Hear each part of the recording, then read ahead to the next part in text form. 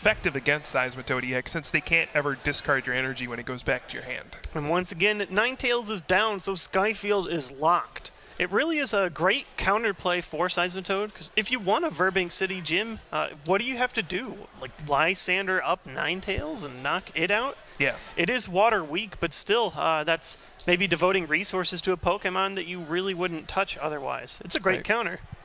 So right now we see 7 Pokemon on the bench for Andrew. If he can get one more, maybe an Execute in that discard pile. There it is. Oh, he actually has a Vulpix as his 8th benched Pokemon. And hey, why not? Let's coerce for 13.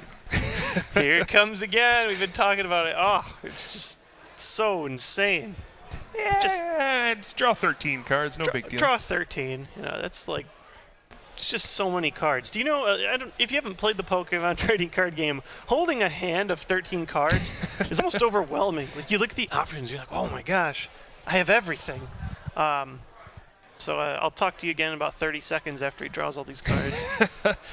Yeah, I mean, drawing 13 cards in pretty much any card game there is pretty ridiculous. I mean, there's some card games where even drawing a few cards is really good, but 13, that is ridiculous by anyone's standards. Oh, yeah. No, I highly recommend trying out Colress in the current metagame just because of these decks that use the Sky Field. Yeah, and this is a big turn for Andrew. He has the Muscle Band on his active Raichu, has the 8-bench Pokemon, and goodbye Seismitoad, just a one-hit knockout with that Circle Circuit. That's the perfect amount of damage. So here we see Crushing Hammer. It's the first opportunity Austin has to discard energy off Andrew's Pokemon. There's a Hypnotoxic Laser as well. Not flipping so well. Flips 2 tails right in a row.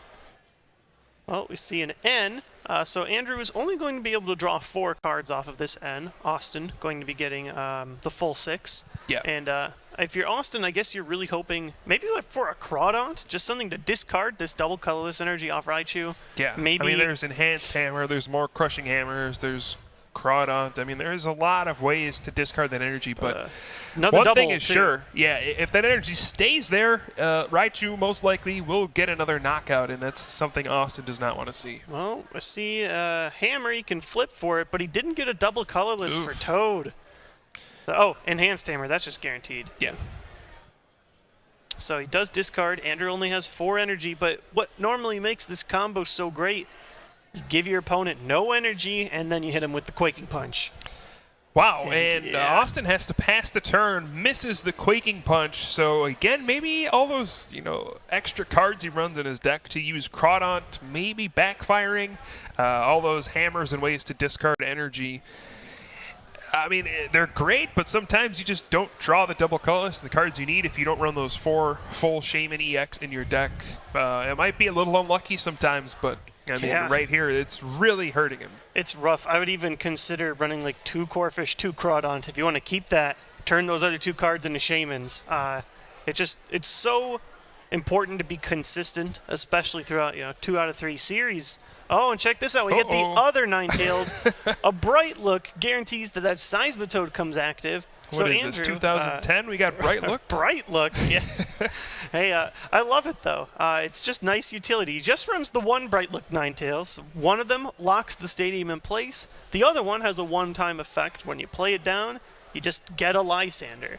And there's another double colorless energy. I suppose that happens. Well, actually, he got End, so that was a really good hand off that End. He drew well. I mean, he was able to play his item cards because he didn't get Quaking Punch, but it was still good stuff. Here we see a Hammer.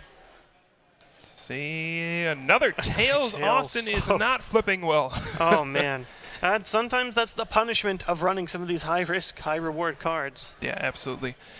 I think everything about Austin's deck is high-risk, high-reward, and unfortunately, we're seeing what happens when you look at the risk side of that coin.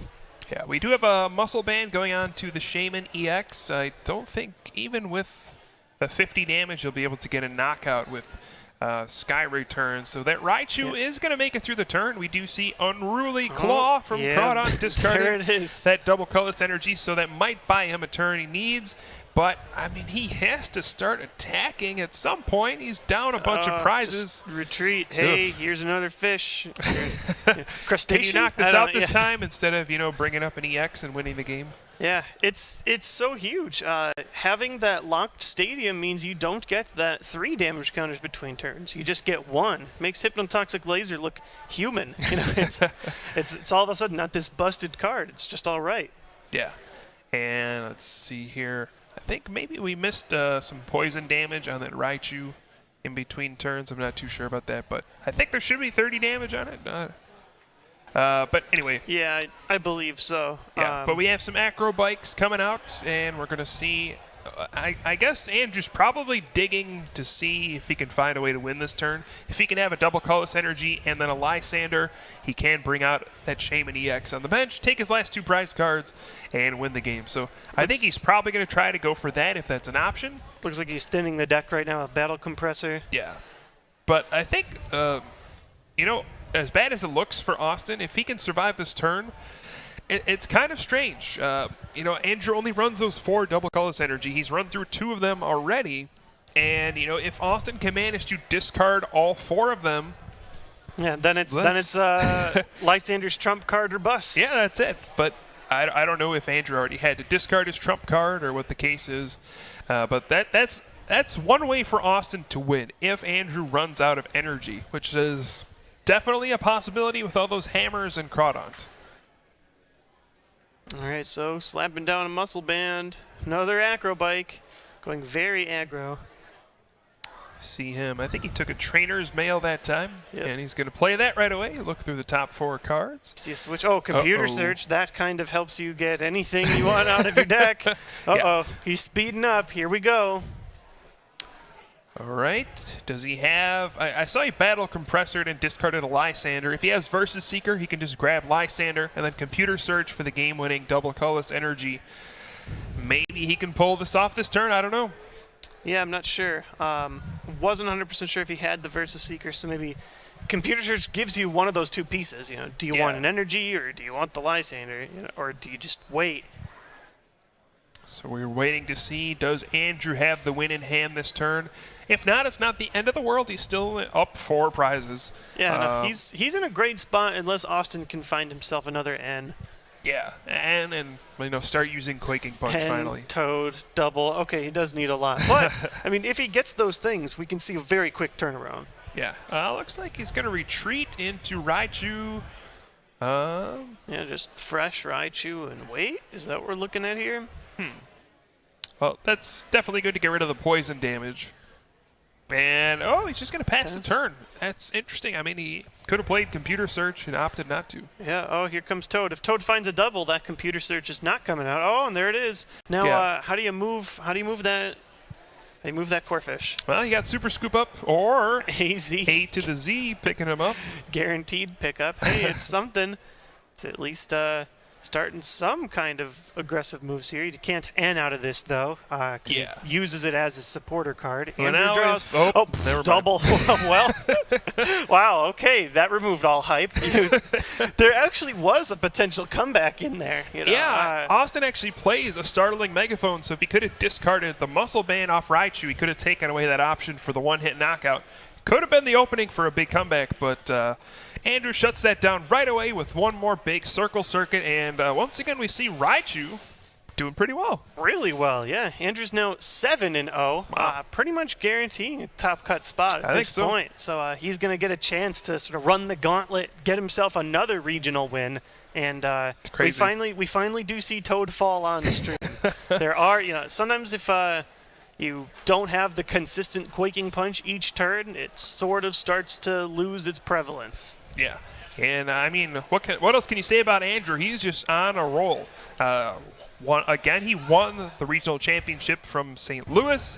Now he comes here to Wisconsin. He's undefeated so far. Could we see a repeat regional champion? Yeah. Do we have another one this year? I believe. I think there's been a couple of people who have done it this year, but I know. Chase, right? Did he grab one? Yeah. Yeah. Chase Maloney, he's been going real hard, and Andrew Mahone also looking to grab multiple regional championships. I wouldn't be surprised. He definitely loves playing on camera. Yeah, he does. No, it seems even though he's sort of making a name for himself, he He likes the spotlight, likes playing well, and hasn't stopped I think him. every time he's been on camera, he's won the game, so he's probably pretty happy with that. Well, we'll see if that continues to benefit him. I'm almost positive we'll at least catch a glimpse of him tomorrow, or at least learn what happened to him tomorrow. Yeah, absolutely.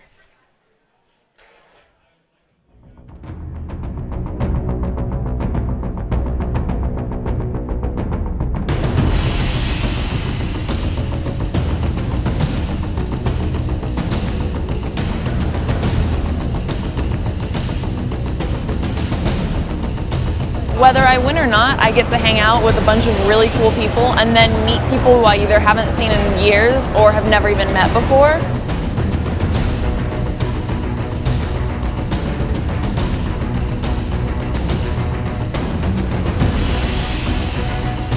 Oh my gosh, he's gonna pick up the fade, he drops the mega! He drops the mega, I'm throwing stuff, this is crazy! Guys have battled all the way to the finals. One game will decide it all right here. And Station Park is your 2014 Pokemon World Video Game Champion in the Masters Division.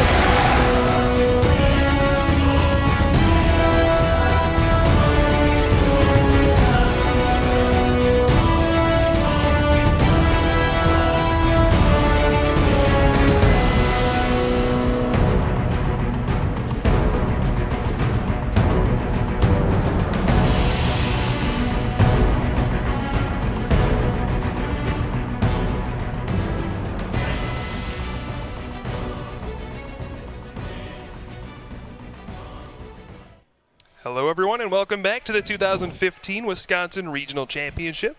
I am Kyle Pukasukovic, and I am joined by Andrew Mahone. Should be a familiar face. He won our regional championship not too long ago in St. Louis. Andrew, how you feeling after starting 7-0 in this one? Oh my God, I'm really excited. I'm playing a deck that I'd never played in a tournament before. New format entirely. I'm seeing things I had no idea that I would be seeing. So I'm just really excited. I mean, I through the roof. I couldn't even ask for you couldn't ask for a better situation. So I'm really excited about it. All right, so take us through your thought process. What made you play a deck centered around Raichu? All right, so like the last month, I've really been testing the Dragon Rayquaza deck. I really don't, during St. Louis regionals, I was playing Crobat Landorus. It was like a deck that people were underestimating. Like no one really, was prepared for it. And so it did really well.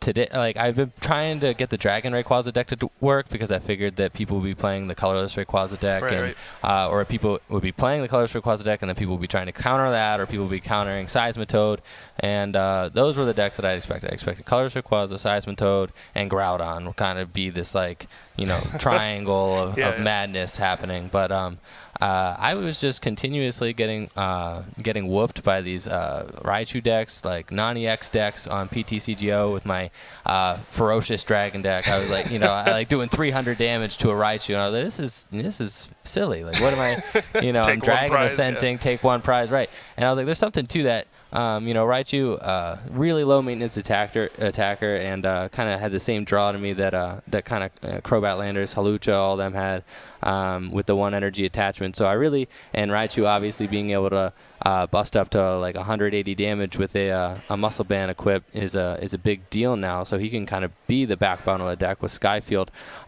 but. I just spent the last month really trying to figure out the last night trying to figure out what the best partner would be for Raichu. The last few weeks I'd known that like Raichu would be pretty good, but last night I was like, I'm not playing this Dragon Rayquaza deck. It's way too high maintenance. It's not working out for me. There's going to be a whole bunch of stuff I don't know. What to expect, but I want to play something low maintenance, something that's just going to work, every time. So we started putting down the Rayquaza deck last night, or the Raichu deck last night, and we started out with Crobats in it. We tried putting Garbodor in it. We tried putting in with everybody, like who's Raichu's best friend. Yeah. And when we built the Crobat version, we had like a 2/2 Ninetales line in it, and it ended up being that I only ever got like one Crobat out, but Ninetales was great. Like Ninetales, I mean, like you get that stadium to stick out there, and he's knocking out everything all the time. Yeah. So I decided that Ninetales would be his best partner, and then you get to do the Bright Look one if you like make the line thicker. And Raichu's great with Bright Look because sometimes he doesn't always get the one-hit knockout. You can pick off Shamans, things like that. So we threw that one in there. I would love to put another one in there. I only got one right now. And then Execute, and Shaman kind of top the whole thing off. Got that turbo engine going, get things going really quick. So even versus item lock decks, you could play a whole 8-minute first turn, just like kind of get everything set up and then sit back and just hope you hit your DCEs. Yeah, and I mean, like we saw, those are the only energy you play, just 4 double colorless energy. That's it. Yeah. What was your thought process behind that? You don't even need basic energy? You don't even. Well, we were building the skeleton list, right? And you obviously put the 4 double colorless in, and then we're like, we put the trainer's mails in, and we put the acrobikes in, and then we put the Ninetales in and the eggs in. By the time everything got filled up, there was like barely enough room. We played 2 switch cards, 1 floatstone, 1 switch, and that's kind of like your bare minimum. Really, a Shaman can sky return, and if someone's lifesaving up Ninetales and not knocking it out, I don't really know what they're doing. So, I mean, really, that's it's all you need. But there's no room for basic energies, and then at the end of the day, it's kind of you're gonna hit your double colorless energies more often because of Shaman, being able to just have massive draws, Colress for huge numbers. No one's countering your stadium. Right. So it's been pretty easy to stream those double colorless energies, and really there's no time for attaching basic energies, and the basic energies clog the engine up, the turbo engine up with all the as being a card you can't always play immediately. So you kind of just have to keep track of your 4 double colorless, and then always be wary of if you can trump card to throw one back in. It's always important, and ideally you attack 3 times and win the game. So that's kind of how it is. Just 3 EXs. That's all you need to take down. Yeah. So what decks have you been playing against? I mean, this is a brand new format with a brand new set. Have you been playing against anything crazy, or has it been a lot of Seismitoad? Well, lately it's been a lot of Seismitoad. I started off the day versus Virizion Genesect deck. Very nice player, but that was a very great matchup for me. Obviously, you're trading Raichus for Virizion. I was able to keep him from attacking with Genesect entirely with Bright Look and just getting the Genesect up there and knocking it out one swing. Then I went and played against a. I haven't seen any. I haven't seen. Have you played against any mega decks or anything like that? I played against one. I forget what round 2 was, but I did play against a colorless Rayquaza round 3, which was he didn't play the Altaria, so I just kind of ran through it. And then from round 3 on, I've played against 4 Seismitoad Shaman decks back to back to back to back to back. So very impressed with how Raichu's hanging in there against the Seismitoad decks. Yeah. The idea, and I was talking to Chris Fulop last night, on our car ride here, because we were saying what is the correct balance between running a supporter engine and running the turbo item engine? How do you still make the Seismitoad matchup manageable? And I'm still running a fair amount of supporters in the deck, with a handful of Colress and Junipers and stuff, but he really said he said it best. He was like, you just run through your deck turn 1, get as many muscle bands on Pikachus as you can, and then what else do you need? Yeah. And so so that's kind of the strategy. It's been working against Seismitoads, and I've played 4 Seismitoad Shaman decks in a row, and I've gotten very fortunate. Things have been going well. It's pretty impressive. Are there any decks you're kind of scared to play against, ones you don't want to run into? Yeah, Aegislash, anything involving Aegislash. Seems a little unwinnable, I play only 4 double colorless energy, no way to, do any damage to an Aegislash EX. So if I were to run into something like that, it would go very poorly. Round 2, I played against Andrew Wambolt's Latios deck. That's very odd, very strange. The Latios, not even the new one, is the old one that does Luster Purge for 150 or something. And he had Altarias in there, but that was just a bad trade with Raichu. Raichu could knock it out. Yeah. But anyway, that's what I played against there. But I don't want to play against Aegislash. I don't want to play against any metal deck. I don't really want to play against any fairy deck, like Gardevoir deck. Any fairy box deck's probably going to be running Aegislash, going to have a bad time. None of that. I just really wanted to play dragon decks, Groudon decks. I could kick it with Trevenant probably, so long as I maybe get to go first and they don't get a turn 1 Trevenant. But everything else seems pretty manageable. So have you tested against decks with Mega Pokemon like Primal Groudon, stuff like that? I haven't tested against a Primal Groudon deck yet, but I did test against Dragon Rayquaza last night, and it seems to be that if I can kind of get the dragon out and hit it once, or just like soften it up, it's just like he's very high maintenance. The times that I lost, it was because the Reshiram was able to get going with his first attack like really quick and just kind of tear through my team, and before I was kind of just fumbling around to set up and like couldn't quite get a knockout on it. Like I was playing against Kevin Baxter last night. We were doing a lot of testing, but yeah, no, I haven't played against a Groudon deck. I know that, it pretty much is going to come down to what my opening hand looks like. If my opening hand is like a couple Shamans and no item draw or no supporter, then it's going to be, if I'm up against a Wobbuffet, I'm not going anywhere. So, but if I can get going, I should have a great matchup versus that, just because you're trading Raichus for EXs. And, and you're quicker. The deck's much quicker than the Groudon deck. Absolutely. Yeah. So you're 7-0 at this point. Odds are you're going to make it to the next day. I think it's looking pretty good. Let's try not to get disqualified or anything like that. I think I should be all right. And, of course, tomorrow is the expanded format. I know. Are you prepared for that at all? No. No, not at all. But I do know that players in Japan are playing in the black and white on format, and I've done a little bit of reading and looking into their format, and they still play Raichu. So that's at least on the table. Like I could just continue playing Raichu, but I think it'll kind of Raichu is kind of like a surprise play today. Yeah. I've seen a bunch of Raichu decks at the top tables, and I think come tomorrow people might be a little more prepared for it. So we'll see how that goes. I'd like to play Raichu again. I'm having a lot of fun with the deck. It's great. He's very, very fun. I was joking with my friends this morning. Like if we just whooped the deck up last night. Like if I 0-2 dropped today, at least the Pokemon were cute. So you got to play with Pikachu. How awesome is that? That's what I'm saying. So yeah, we'll see how tomorrow goes. All right. Well, you're 7-0 so far. You're doing pretty well for yourself. But good luck to you the rest of the way, Andrew. Congratulations on the win. Appreciate it, Kyle. Thanks again for the interview. Probably see you tomorrow. Hey, see you tomorrow. All right, guys, Kyle. stay tuned. We're going to take a little break and then come back with some deck analysis. All right, we're back. We're starting to get ready for round 8 of the Pokemon Trading Card Game Regional Championships. We've got, apparently they've already started. We've got Kyle Haverland versus Caleb. Oh, man, I'm having a hard time with this handwriting. We're going to call him Caleb G for now. How's it sound? Sounds pretty good to me. So there we see Caleb on the screen. He is a local player from Wisconsin going up against Kyle.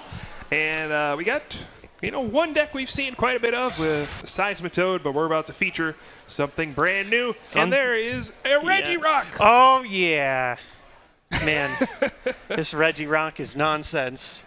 Add that to the list of things I did not expect to see today. Oh, man. And so it's funny. We just looked it up before, and it's like a brand new promo, right? It has Ancient Trait. It's actually functions the same way as the Primal Groudon. Right? Yeah, it's the it same actually barrier. has that Omega Barrier Ancient Trait. Now, it's actually pretty clever to include that in your deck. So what he's going to do is he's going to put his energy onto Regirock.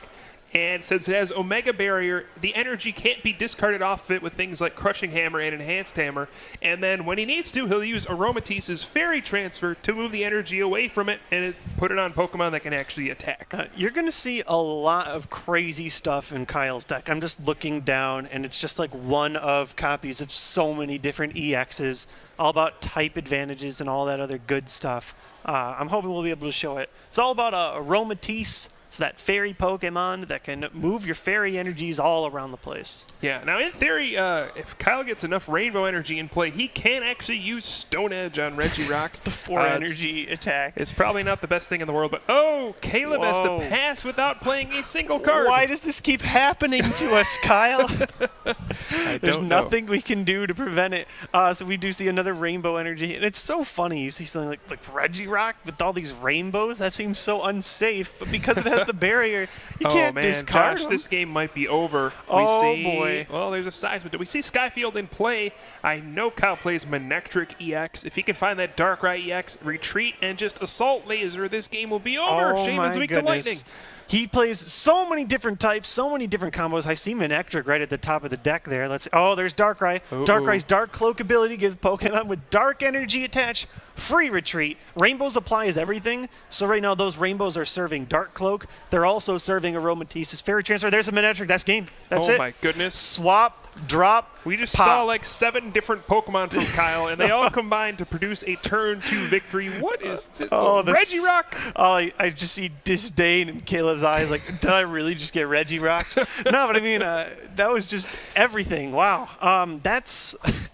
I know a lot just happened there. Hopefully we'll be able to slow it down for game 2, but that's what Aromatisse is all about. You abuse a bunch of these different like rainbow energies, and they apply to so many different effects. Like Darkrai giving it free retreat. You can move them at will with Aromatisse. Still in shock of what I just saw. I know, right? I mean, I still can't believe we got yet another game where a player just like draws and passes. That shouldn't happen in this format, but it does. We keep finding it for bad luck. People are going to start asking, like, please don't stream me. Please, I don't.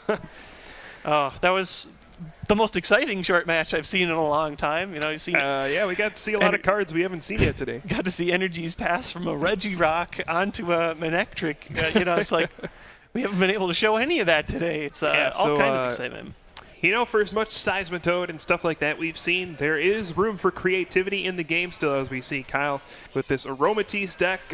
All sorts of cool stuff in his deck. Hopefully we'll get to see more of it in game number 2, and hopefully Caleb will get to play more than 2 turns this time. Yeah. Or more than 1 turn this time. More than 1 turn. I'm looking at this, and there's just a bit of everything. There's Sigilif, Trevenant EX, which is typically, like, in my opinion, like, I always point to that, like, oh, this thing's pretty bad EX. I want to see it come out. I want to see what it can do. You know, hey, I'm man, sure it's a type-based. I've heard of Trevenant EX in these fairy decks. It's pretty devastating against Seismitoad sometimes. Yeah. Grass weak. That can hurt. Virizion EX, Tragic Shaman, Regirock. I love it. I love it. Like, it makes sense. With some of these fairy decks, one of the things that hurt them the most is having their energies discarded constantly. Yep. So if you have just a safe haven to sort of hide them, hey, I guess that works. Yeah, and one of the cool things about Kyle's deck is normally we see Fairy Garden in these Aromatisse decks, right? It's the stadium that gives your Pokemon free retreat if they have a fairy energy attached. Actually opting to run Sky Field and then Rainbow Energy. Yeah. This way he can still take advantage of Shaman EX without having to worry about that bench space. And it gives him all sorts of bench spots to work with, just to bench like 7 different types of Pokemon, so he can always attack for weakness. I feel so bad for Rayquaza because Skyfield was supposed to be like his stadium. Like, this is my house. domain, and not anymore. Apparently, he's sharing it with a lot of roommates that are a lot more successful than him right now. It's just so exciting to see a deck run this many types and just do it. Yeah. I actually thought Aromatisse would really struggle in this new format with, Shaman making decks so fast and Mega Rayquaza, and you just don't know what to expect. But hey, it looks like if cards are good, they'll find a way to survive. Yeah. I'm actually pretty pumped to see how this goes when this is sort of a long format game. As much as it is exciting, like, oh, Manectric, they got the combo, turn 2, game over. I want to see how this matchup develops in sort of the long form. Like, can this fairy deck survive against Seismitoad, Constant Quaking Punch? Yeah, now the interesting thing is Kyle's deck is kind of a Seismitoad deck. He plays 3 Seismitoad EX. This is the deck we've seen have a lot of success actually during state championships. The idea here is you attach energy to a Malamar EX, has Hyper Hypnosis. When you put an energy on it, it puts your opponent's active Pokemon to sleep, and then you simply fairy transfer the energy over to Seismitoad and use Quaking Punch. And then when it's about to be knocked out, you move the energy away, you max potion, and you just constantly put your opponent's Pokemon to sleep and use Quaking Punch, and eventually that turns into a winning combination when you have all these different types of Pokemon to close the game out to hit for weakness. Yeah, there are just so many different combinations with Aromatisse. It doesn't even matter. Like, yes, it does work with the fairy energy. Yes, he's running fairy energy, but you can move rainbows. You can move anything that can become a fairy energy at one point, and it's always had relevance just because moving energy at free will opens up so many different combos. That's right. So Caleb, he is going first this game. It is still his turn. Seeing once again how crazy Shaman can make your turns, as we do see the AZ picking up Shaman EX, probably to be used once again. He doesn't really need to get any energy in play since he can't attack going first. He actually just picked up and passed. So yeah, I mean, if you can't attack, might as well just pick up Shaman and pass. There's not really much else you can do. So we do see Jirachi drop Stellar Guidance from Kyle. Now you can sort of look through his whole deck, see what's prized. There are so many different, I saw the Trevenant still sticking around in there, like all this crazy stuff. And we see this play 2 games in a row. Stellar Guidance for a Pokemon Fan Club. Pokemon Fan Club is a card I love in Aromatisse decks just because you can search out different Pokemon and you can use it while being hit by Quaking Punch. It's not an item card. You had a pretty great run at regionals with it earlier this year. Did you run 4 in that deck? I did. Yeah. I'm a big fan of the Fan Club. I should start my own fan club before the fan club. Well, first fan for fans of Fan Club right here. Kyle is, he's maybe not a fan, but like an enthusiast. He has 2 copies in the deck. Yeah. But when you can search for it with Jirachi, that's still pretty good. Right.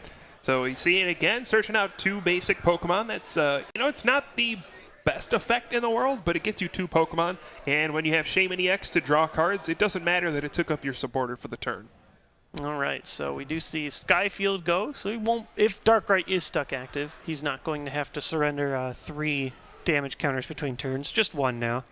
Right. So look, he's probably going to be digging for that Regirock and start putting energy on it again with that Omega Barrier. The energy can't be hammered away. But it just passes. His opponent actually is like, wait, you put too much damage on. It's always a shame when you catch that, but you just always want to make sure you have the right numbers down. Yeah, so he was not able to find an energy that turn, which is a little unfortunate. You really need to get energy in play against these Seismitoad decks. Otherwise you're not going to be able to attack. And yeah, they can. Of then course, they start destroying all your energy until Regirock can hold them. And then Quaking Punch is going to shut off your item cards, and it's going to slow down your deck even more. All right, so we see a Lysander pulling up that Spritzy. Caleb knowing the value of the Aromatisse in this deck. Yeah, going right after that Spritzy before it can even evolve. Plays Hypnotoxic, Laser. Does he have a double colorless energy, though? He's going to play Shaman EX for that setup. I think he only drew like 1 card, though. Yeah, that's rough. I mean, he hasn't played a supporter yet. Here's Super Scoop Up. I love how high that went. That went like perfectly into the camera. That was a beautiful shot. Oh, man. Beautiful Pikachu coin, too. He has a Head Ringer. I guess he didn't want to play it before, but now he's going to put it on Seismitoad EX to try to draw an extra card here. They're set up for another 2, and it looks like he might have missed again. Yeah. Trainer's Mail. All right. Well, Trainer's Mail gets him an Ultra Ball. It can find yet another Shaman. I haven't seen that one before. What a unique play. Yeah. So Ultra Ball, you can discard 2 cards. Going to get rid of that Trump card and a Crushing Hammer as well. So a very standard Seismitoad Shaman deck from Caleb. As standard as we can get on the first tournament ever of this format. Yeah, but one we've seen a lot of. It actually resembles Jason Klaczynski's list quite a bit. He even runs that same Absol tech. Yeah, pretty similar. They might almost be exact lists. Yeah, taking a look at it, I mean, this looks almost exactly similar. Let's see. Oh, wow. Yeah. So maybe, I don't know if they worked together on this or if they just kind of both came to the same conclusion. But, yeah, either way, pretty impressive. It seems to But be what's working not well. impressive is the fact that Caleb did not attach an energy and did not use Quaking Punch. And, oh, man, the Trevenant EX coming into play. Add another card to the list I didn't think we would see today. Yeah, Trevenant, it's whenever you look at Grass EXs, it just looks objectively like worse than Genesect EX, but it turns out if you're able to move these energies around and work that way, hey, why not? It can apply. It's actually used a little bit for its first attack, Dark Forest. It can do 20 damage, and then it stops your opponent's active Pokemon from retreating. So this is actually a pretty cool way to stop Quaking Punch sometimes. You maybe Lysander out, even a Shaman, and then use Dark Forest, and they can't retreat. Even if they use Sky Return to get out of there, you get your item cards back for a turn.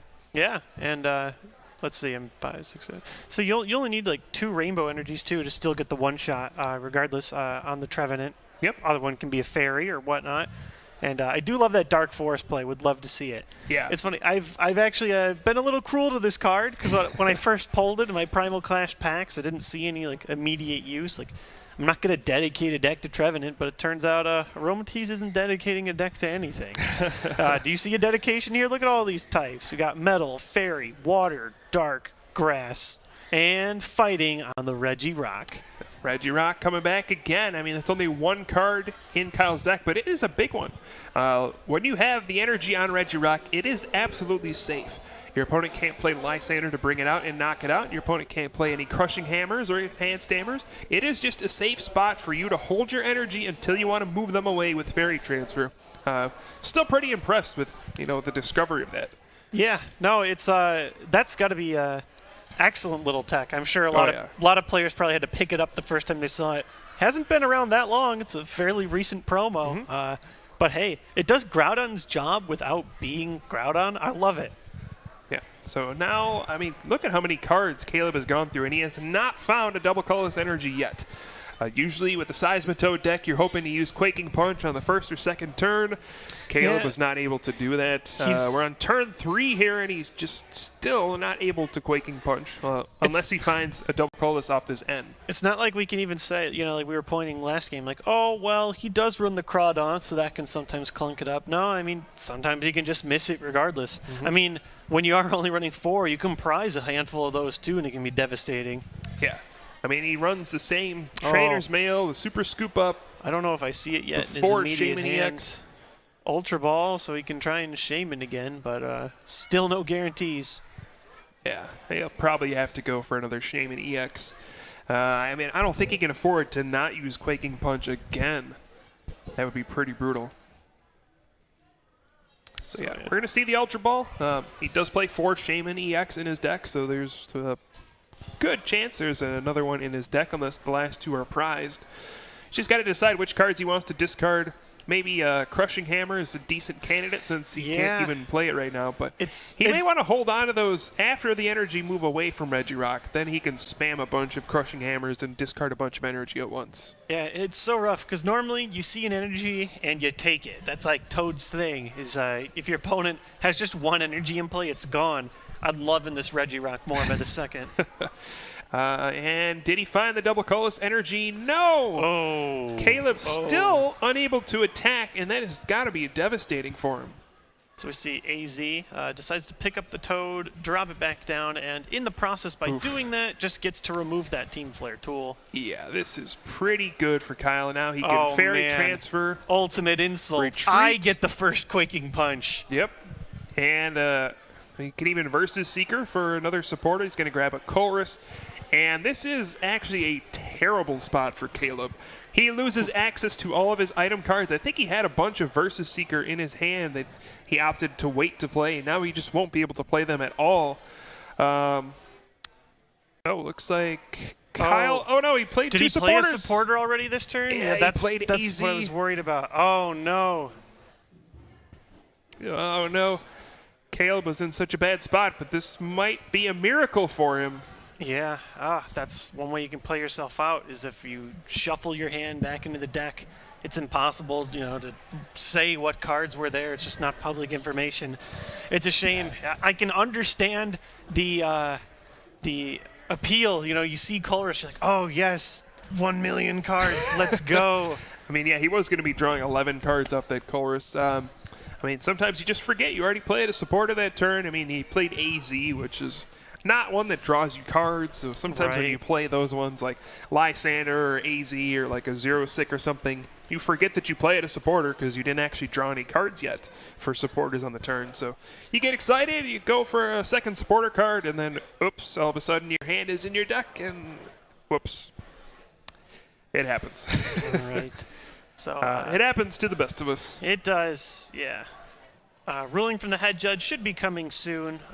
If my prior experience is anything to go off of, I think we will actually, unfortunately, have to go to Game 3. Probably. There's just there's no real way to resolve that when you shuffle your hand into the deck. It's just you can't resolve it. Yeah, it's an unfortunate circumstance, but yeah, there's really no way to reverse it. Looked like Kyle was probably in the lead in that game. He was going to start taking control, but you never know what can happen, right? You have Team Flare Grunt and stuff like that on Caleb's side, so it's tough to tell who would have won. It's just tough. Like I said, I was so excited to see this matchup play out. It was really starting to get interesting. He has his Quaking Punch and 10 options on the bench. And now we're back to square one. I swear we're going to get it eventually. Yeah. So this, on paper, should be a pretty interesting matchup. Kyle's deck is definitely the most unusual one we've seen today with Aromatisse and like 8 different types of Pokemon, especially the Regirock. Still, I'm curious how many different sets this deck uses. I'm just seeing so many. Yeah. So, I mean, assuming we move on to Game 3, who do you think is going to be favored in this last game? You know, it's weird. Typically, whenever I saw like an Aromatisse matchup against Toad, I would just favor Toad. It's obviously so good, can set up so quickly. But I'm really liking the list. You have so many different tricks that you can deal with. You know, you can get your own Seismitoad out and build that way and move the energy. You can get like Trevenant out to stop it for a turn. You can load them up on Regirock. There's just a lot of creative plays. The only thing with a deck like this is when you're running so many one-off copies, it might come down to prizes. And it ultimately still comes down to, like, does he get the Aromatisse out? If he doesn't, basically none of these combos happen, and he only runs the 2-2 line. Yeah. From personal experience, I feel like Aromatisse decks in general have great matchups against Seismitoad EX just because you can retreat your Pokemon quite a bit. You have Virizion EX, the Verdant Wind, to stop Hypnotoxic Laser, since you have the Rainbow Energy to activate that ability. You just have all sorts of ways to get around the tricks that Seismitoad has, and you usually have a lot of big, bulky Pokemon EX. And in this deck in particular, you have Malamar EX to put Seismitoad EX to sleep, so I mean, you could even make them miss a turn of Quaking Punch sometimes. There are so many options Kyle has to shut down Seismitoad decks, and it's not surprising to see him doing so well when he can counter one of the most popular decks so well. So we did get the judge's ruling, unfortunately. He knows. Man, he knows. Well, hopefully for Kyle's sake, he can redeem himself here. Oh, man. Yeah, that's good. We don't see enough players play to the camera like that. No, you know what? I kind of enjoy it. Hey, everybody's human. You know, we've seen literally the 3-time world champion attach 2 energy and get a game lost. Yeah. So it can happen to anyone. Players are tired, you know? It's been a long day. Was this round 8? Yeah. You know, 8 rounds of 2 out of 3 Pokemon, like 45 minutes each time. If you're like me, you probably don't get much sleep the night before a tournament, and then you show up at like 8 a.m. So, yeah, you're pretty exhausted by the end of the day. All right, so both these players going to a Game 3 now. Kyle had a pretty commanding lead of the first 2. Unfortunately, dropped it just due to an error, and we'll see where he goes from here. Opening Sigilif, our first Safeguard Pokemon of the day on stream. Yeah, and opening up with Pokemon Fan Club. Here we go again. He's a fan. I think he is. If you start in every turn with it, you know, maybe didn't need all 4. Yeah, well, I'm interested to see which 2 Pokemon he's going to take with this. Of course, he has tons of different options. We've seen him take Regirock before. Definitely going to take Spritzy, but what else? Looks like he's going to go for the double Spritzy. Just want to make sure that, you know, one doesn't get knocked out by one doesn't get brought out by a Lysander, knocked out by a Quaking Punch. He wants to be able to have 2, so if that does happen, he can then just evolve the other one, and it'll be safe. So we see an Ultra Ball drop. Sheesh, this is a pretty big turn. There's, a lot of stuff coming in here. He's got the Spritzies. Is that 2 Ultra Balls he played at once? Yeah. Okay, so it's... So he grabbed one was the Seismitoad. Toad, now he Yeah. has the Shaman. So you can get Toad down, double Spritzy down, Shaman, draw cards. Here we go. Yeah, so he'll be able to draw probably 4 or 5 cards off this setup after he benches all these Pokemon. Looks like it's going to be 4 cards. He's going to be looking for an energy card, but... Darkrai, no energy. Yeah, it doesn't look like he found one. That is a shame when you run 12 energy and you still can't find one. And then meanwhile, your opponent runs 4 and they just like hit into their one double colorless just because they run so many Shaman. Yeah. But Now, Kyle plays Versus Seeker for 0-Sick, realizes how important that card is against Seismitoad EX when you can just discard their double colorless energy. Then he's going to have to pass the turn. I don't think he's in too much trouble missing the energy drop because, well, Sigilif can't be hurt by Seismitoad EX, so you have a little time. It's only susceptible to poison damage, really. In fact, I'm just like looking at Caleb's deck. He has nothing he can do to physically attack the Sigilif, right? Right. It's kind of like that Aegislash EX situation we saw earlier in the day. Seismitoad won't do direct damage, but with Hypnotoxic Laser, you can knock it out eventually. So we see a computer search on Caleb's side. Powerful A-Spec card. You can only have 1 A-Spec in your deck total, but they usually have great effects here. You discard 2 cards, search for anything. Yeah. Now, I'm sure if you're Caleb, your number one thing here is you want to use Quaking Punch this turn. I think this is the third straight game he's actually opened up with Shaman EX. Been a little bit unfortunate, but I guess that's what happens when you run 4 of them. Is it can happen. You know? yeah. But he's like, I run 4 Seismitoad too. Can I start with one of those? But yeah, I think the only way he runs to get a Pokemon out of the active spot besides AZ is Super Scoop Up. So he doesn't play any Switch or Float Stone or anything like that, I don't believe. So yeah, he's going to have one of those to get Shaman out of the active spot so he can use Quaking Punch. So it's going to come down to the flips. I think if I'm him, well, it depends. If he doesn't have a Seismitoad, he could, then... yeah, I don't know. I mean, he has the AZ option too, but I don't... Yeah, the problem is he needs a Seismitoad, and then he also needs one of those cards. I think he grabbed Shaman the Toad out. with it. Yeah, looks like he did. And there's Super Scoop Up, so this is going to be a big flip. Ooh, Tails. I think I might have seen a second scoop in his hand, or did I just make that up? I might have. He would have played it immediately, I think, right? Yeah, now probably. Now he's like real slow to this double. He knows his opponent has the Xerasic. Oh, yeah, that's true. So does he want to put it on Shaman or on Seismitoad? Depends on if he thinks he can find another Super Scoop Up and get to use Quaking Punch this turn. If not, you're better off probably just using Sky Return and getting that double colorless to your hand while also getting Shaman out of the active spot. But Here we go. Super Scooping Scoop Up again. Oh, Tails right on top of the neck. Just sticks. Man, I don't even... Has Caleb even used Quaking Punch? I think maybe like once or twice already. I don't know. I don't know if he's used it at all. This has been pretty sad. But we were Hypnotoxic Laser... Yeah. Tails on that, too. Oh, man. That poor Pikachu coin is disgracing Caleb right now. Yeah, there we see Shaman EX going for the setup. Going to refill his hand up to 6 again. Did he get another Super Scoop Up? I don't see it this time. I don't think he did, and that's going to give Kyle another turn of using item cards. And he also has that Xerasic, as we know, so this could be a pretty bad turn for Caleb. Now, one interesting thing is that Kyle can discard the energy, but he doesn't have any energy of his own. Speak of the devil. There it is. See a fairy energy in there now. The question is, where do you attach it? Regirock loves those, but no Regirock right now. No Skyfield even, and he doesn't have multiple bench Pokemon down. He doesn't have any more slots. Okay, looks like instead of that Xerasic, he's going to opt to go for the Colress instead, getting 8 cards. That's not bad. No, not terrible. And he can always transfer this energy if he, does get Skyfield, or he can even just give it to somebody else anyway. Mm-hmm. Yeah, this is Kyle's really under no pressure. Even if a Quaking Punch did happen, he wouldn't be under a ton of pressure because Sigilif can't get hit by it. So I think he's okay with the way things are going right now. I'm sure he wishes it would go a little bit faster, if he could find Regirock, protect his energy, but yeah, I think he's okay. Yeah, he drew a bunch of Pokemon, but he can't put any of them down. It looks like he drew one too many cards from the Colress as well. So fortunately, he didn't shuffle his hand around, so he knew what the 8th card was. They just put it right back on top of the deck. You got to think maybe some nerves are getting to Kyle. I mean, he is on stream. He's on the big stage. He's doing very well at the regional championships. There's a lot of pressure here. I can only imagine. You're like so close. Yes, I'm going to close this out. I'm going to get my big win. You can start forgetting what's going on. And both these players are also very young, both born in 1998. So they're great competitors. They're at the top table, but they're still, they're building a name for themselves. Absolutely. So we did see Kyle Ultra Ball. I think he grabbed that Regirock just so he can put it down next turn. No Skyfield quite yet. So he's going to be looking to get the Regirock down next turn so he can protect his energy and then from there try to build up some big attackers. So we do see 3 more damage counters drop back down on Sigilif.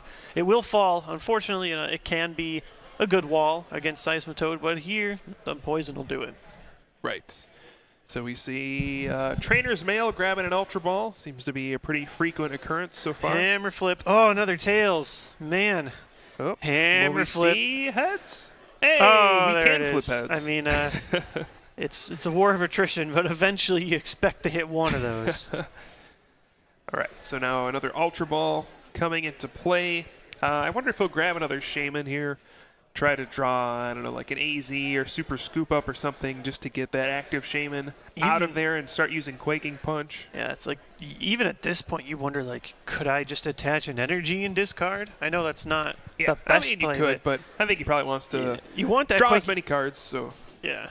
give himself as many options to actually get Shaman out of there so he can finally use Quaking Punch. Haven't heard that in a while. Which is not something I say about Toads often.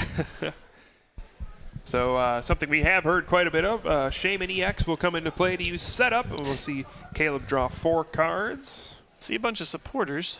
Like, a lot. I think he has all 4 Sycamore in here. Jeez. Poker hand. It's either 4 or 3. That's pretty bad. You don't really want to discard other Professor Sycamores when you're playing Professor Sycamore, so Caleb, understanding that, says, I don't want to discard like 5 supporters with this Sycamore, so I'm going to play N instead. So, unfortunately for Kyle, Reggie Rock going right back into the deck. He doesn't have that instant out like he had before. Yeah, I think that actually ends up being probably a better situation for Caleb. Right, he gets rid of the Reggie Rock in Kyle's hand. Reggie Rock is a pretty big hurdle for Caleb, right? He wants to, discard all of Kyle's energy before he can power up big attacks. So maybe without item cards, Kyle won't be able to redraw that Reggie Rock. So the N ends up being better than Sycamore anyway, probably. So here we see yet another Ultra Ball. Not even out of the question that we see another Shaman. Number 4. I would probably bet on it. So there we see Ultra Ball discarding Lysander and another Seismitoad EX, and there it is, Shaman number 4. Here we go again. The Ultra Ball to Shaman to Ultra Ball to Shaman chain is just, it's so good. It's so easy and consistent, and you're drawing so many cards because you have to discard 2 from your hand. Yeah. He might be going for Absol instead. Nope, looks like he's going to go for Shaman. Thought about it. Yeah, he debated, moving 3 damage counters away from the Sigilift so that it wouldn't be knocked out by poison. Then coming back into his turn, it would get knocked out, and then he can maybe put 3 damage counters somewhere else. But decides against it. He is going to commit that energy to the active Shaman EX and then go for another setup for 4 cards. Seeing muscle bands and more supporters. There's that Versus Seeker. He'll go ahead and use that just in case Kyle does use Quaking Punch next turn. Doesn't want to have a worthless Versus Seeker in his hand. Muscle band on the Toad. Now the question is, do you just retreat? Do you abandon that double so you can start Quaking Punching? Yeah. Quaking Punching? Yeah. I think you have to go for the Quaking Punch here. Sure, you'd love to Sky Return and put that double colorless back in your hand, but you need to start shutting off item cards. Well, here he goes, and off. Quaking Punch. Right. So, Muscle Band going to go down as well. I mean, that's pretty irrelevant. He can probably scoop that up later with the Super Scoop Up if he really needs it. But, all right, here we go. Here's Malamar EX. He won't be able to use it this turn since he's going to go for the Quaking Punch. But Malamar is going to be huge in the future with that Hyper Hypnosis ability. Gives you an opportunity to keep your opponent's active Pokemon asleep. That way, maybe they won't be able to use Quaking Punch, and then you get your item cards back. That's a really big deal. All right, so Sycamore drawing a bunch more cards. It actually doesn't seem that inhibited by the item lock. Doesn't run a ton of items in his deck, but he can start item locking Caleb back with his own Seismitoad. Yeah, Kyle's version of this deck is kind of like a Seismitoad deck with options. More options. It's a little slower, and it also lacks those things like Hypnotoxic Laser and Crushing Hammer. But the options it gives you some more, I don't know, just some more firepower to deal with more types of decks. So typically when you, real quick, we just had like multiple turns happen. These players are both trying to rush, sort of beat the clock. We saw a Quaking Punch followed by discarding his double colorless energy with the Team Flare Grunt, bypassing the item discard, and then another Quaking Punch, and then another double and another Quaking Punch. Bunch of punches back and forth. Seeing Seismitoad take on Seismitoad in this epic battle of 30 damage attacks. All right, Trump card coming out. Both players will shuffle in their discard pile. Kyle taking out his Lysander's Trump card since you cannot shuffle in a Trump card with a Trump card. Yeah. So it's a good thing he looks through his discard pile. I see a lot of players It's a very easy thing to forget. Yeah, you just like, all right, shuffle the whole discard pile in, and then you're like, oh, wait, I had a Trump card in there. Oops. All right, so we do finally get to see Hyper Hypnosis from Malamar. So yeah, and then he just gets to move the energy somewhere else. Automatically putting his opponent to sleep. And because he continues... Oh, Tails! No, That's man, huge. Tails again. Could buy himself a turn here. And that's huge. That's why you run the Malamar, so that you can prevent Toad from these things. And not only that, but his energy are fairly safe because he's still using his own Quaking Punch. Yeah, this does not look good for Caleb on any level. I mean, he won't be able to use Quaking Punch this turn. His items are shut off, which means he can't use Super Scoop Up to even get that Seismitoad out of there. Even if he did have an AZ, if he played it, he wouldn't be able to use Quaking Punch because he couldn't promote something to retreat. Yeah, he doesn't have another Seismitoad ready. That's one bad thing when you have 4 Shaman on your bench and the one Skrelp. You know, you can't just cycle Toads. This is a really weird spot to be in. You're getting toaded worse than you're toading them. Yeah, that's just what happens. I mean, in a Seismitoad mirror match, neither player can play item cards, so usually the deck that has more ability-based things, they usually have the advantage, right? They just get to do more things than you do. All he can do is pass, actually still remaining asleep regardless, which is brutal. And another Quaking Punch, it seems, right? Oh, and another Tails. My goodness. Oh, you could see the look in Caleb's eyes, like, these coins cannot be real today. Yeah, and we've seen a lot of decks today kind of try to counter Seismitoad EX, and some have been pretty effective, and I would say Kyle's deck is extremely effective. How do you beat Seismitoad? Well, just play Seismitoad. Oh, we do see, okay, so here's the AZ, removes the damage, but still not continuing that lock. I guess he could... if he picks it up, puts up Shaman, puts it down, has another energy, discards it, retreating, you know, like maybe you can make that happen. But yeah, it looks like he might be going for Sky Return instead. That just seems to be like the safest play right now. Yep. So there's Sky Return. Maybe not yet. Maybe so. He's gonna hit for 50 damage. That does set up for a 30 damage Quaking Punch knockout on the next turn. So that is some relevant damage if Kyle is unable to find a max potion. Never mind, he has a max potion. Oh, there it is. And this is what boy. makes this version of the Seismitoad deck so devastating. Max potion. If your opponent misses one turn of Quaking Punch in the mirror match, you just get to fully heal yours off and continue to use Quaking Punch. And, I mean, if you're Caleb, what in the world can you even do at this point? Yeah, I don't know. You can keep throwing your own punches, but... you know, if you can't keep up the lock, it's rough. You're at a 50-50 odds every single turn as long as Kyle continues to attach to the Malamar and activate Hyper Hypnosis. Yeah, we've kind of swapped spots here. After that AZ, Caleb had to pick up his Muscle Band. He then missed a turn of using Quaking Punch, so now Kyle got to put down his own Muscle Band. So now the math has changed a little bit. When you don't have Muscle Band, it takes 6 Quaking Punches to knock out your opponent's Seismitoad. When you do, it only takes 4, right? Yeah. It's, so that's a big difference. That's 2 attacks of difference. And I mean, Kyle has he's going to have the prize lead, I think. Once he takes down the Seismitoad, he definitely has the board advantage. At some point, he'll be able to just move a bunch of energy to like a Trevenant EX or something and start getting one-hit knockouts. So, just more and more control. Yeah, it's sort of a slow clock. Caleb's going to try and do everything he can. You know, he can't discard energies, though. He loses a lot of those tools when all of a sudden he's the one getting Quaking Punched. Right. I mean, he cannot... it's just complete lockdown from Kyle because he has Rainbow Energy in play. Caleb can't play Crushing Hammer or Enhanced Hammer to get rid of that. So even if there were some turn where poison happened, he could just Fairy Transfer the Rainbow over. Verdant Wind activates. Pretty much all of Caleb's options have been nullified by Aromatisse and Darkrai and Virizion EX and then his own Seismitoad EX. 30 damage Quaking Punch. Oh, here we go. Hyper Hypnosis again. Every single time he attaches, and he can attach and move the energy immediately as long as it's some kind of fairy energy with Fairy Transfer. So it's asleep. Another Quaking Punch. That's it. Just real quick. He's trying to play as fast as he can. Another Wake Up on Caleb's Seismitoad, but still, you can see the damage difference already. 1 punch for 30 versus 2 punches for 100. Yeah, that's a pretty brutal situation to be in. What do you do? Quaking Punch again for 30? Yeah, I mean, you're not even doing your job better than your opponent. And at the very end, Kyle runs all kinds of sweepers. If he just wants to start getting one-hit knockouts once Toad's been dealt with, it's a possibility. But he can obviously win this slow game if he can continually heal and just punch a little bit harder.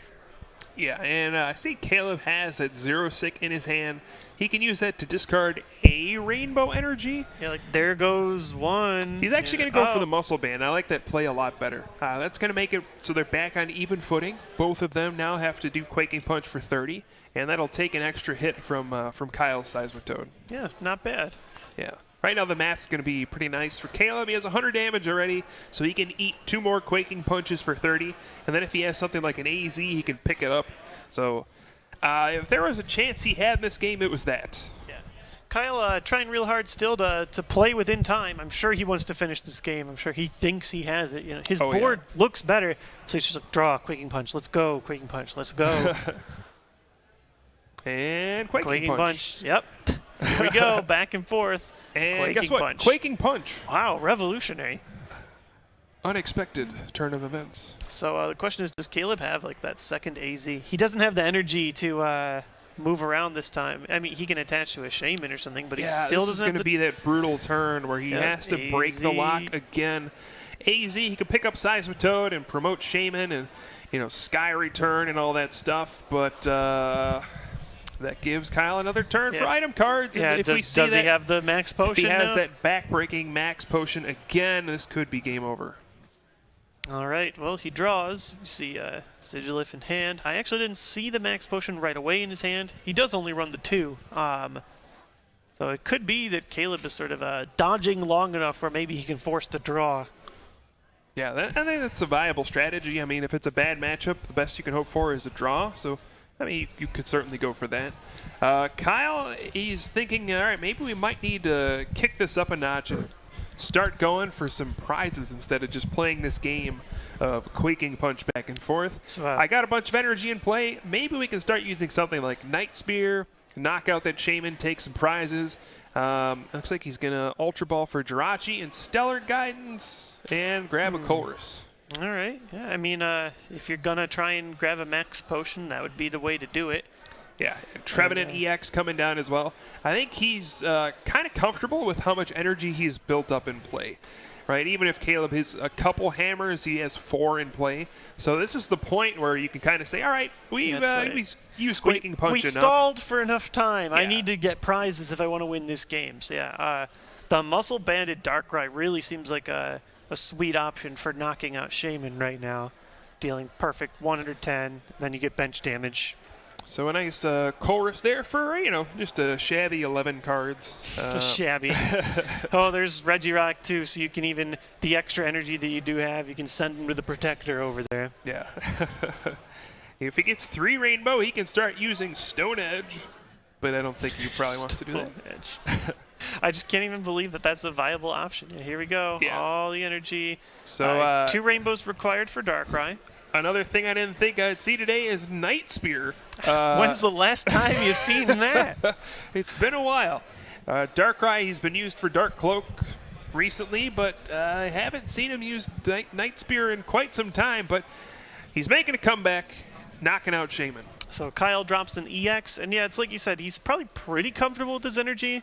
Even if Caleb hits a few hammers, Kyle's got one in hand. Yeah, I would say like 3 hammers is probably the limit here. Hypnotoxic Laser, but does nothing because of Verdant Wind. A grass energy is technically attached. Tails on a hammer. How many times have we seen this from Caleb this game? And heads on a hammer. Heads. Yeah, there's something. He's going to discard the Rainbow Energy. That's the obvious choice, I think. I would almost want to try and play the hammers first before attempting the Hypnotoxic Laser, in case, maybe you get heads and both of them and discard both the rainbows.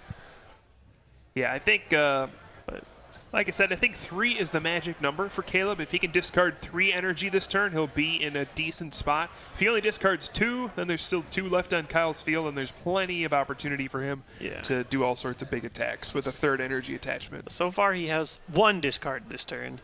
Kyle's still got plenty of options. We see VS Seeker. Oh, well, there could be 2 right there with the Xerosic. Yeah, see here, had he maybe saved the laser, could have just played it here. Yeah, I mean, that's absolutely true. Maybe he just got ahead of himself and forgot Virizion EX was in play. I don't know. It's very possible. He is trying to play fast. Both these players are really trying to do everything they can. Super scoop up heads, pick up Shaman. Like you said, if he can get that third discard, it's huge. Oh, we see a hammer. Here we go. Oh, man. How many Number games? 3. Oh, flies off the table. Let's try that again. And Tails. Oh, Caleb, I feel for you. That And- coin. Yeah, and I think hurting. Kyle at that point's got to be like, oof, all right, Yes. I got options still. Oh, he's got real options. He can one-shot a Seismitoad type of options with Trevenant if he needs to. Yeah, Well, we actually, see, yeah, he has a rainbow in hand. Oh, we see the Headringer go onto the Seismitoad on Caleb's side. I think I might be putting that on Trevenant EX. if yeah, I'm him. that's a one-shot waiting to happen next turn. We see a Trainer's Mail, and it actually gets an enhanced hammer. That's a little Oh, unfortunate. That specials. It is unfortunate because he maybe with the hammers, could have discarded a basic and then later discarded the special. Yeah, but it looks like he'll grab Verbank instead, getting rid of the Skyfield. That'll force Kyle to discard 3 of those Pokemon, I believe. Do you discard the Toad at this point? Like, has it served its purpose, or do you just keep it just in case? It does have the. Yeah, I think you either discard the Malamar or the Seismitoad. Yeah, Seismitoad's going to be his choice. All the other ones are pretty important. Another Shaman. Here we go. More cards. Oof, he's starting to run a little thin on cards in his deck. He is. He's trying desperately to go through all of these. Finally, actually does find a Hypnotoxic Laser that does stick and hits heads. Unfortunately, though, because Virizion is on the bench, Verdant Wind will activate as soon as Kyle can play a Rainbow Energy. Right.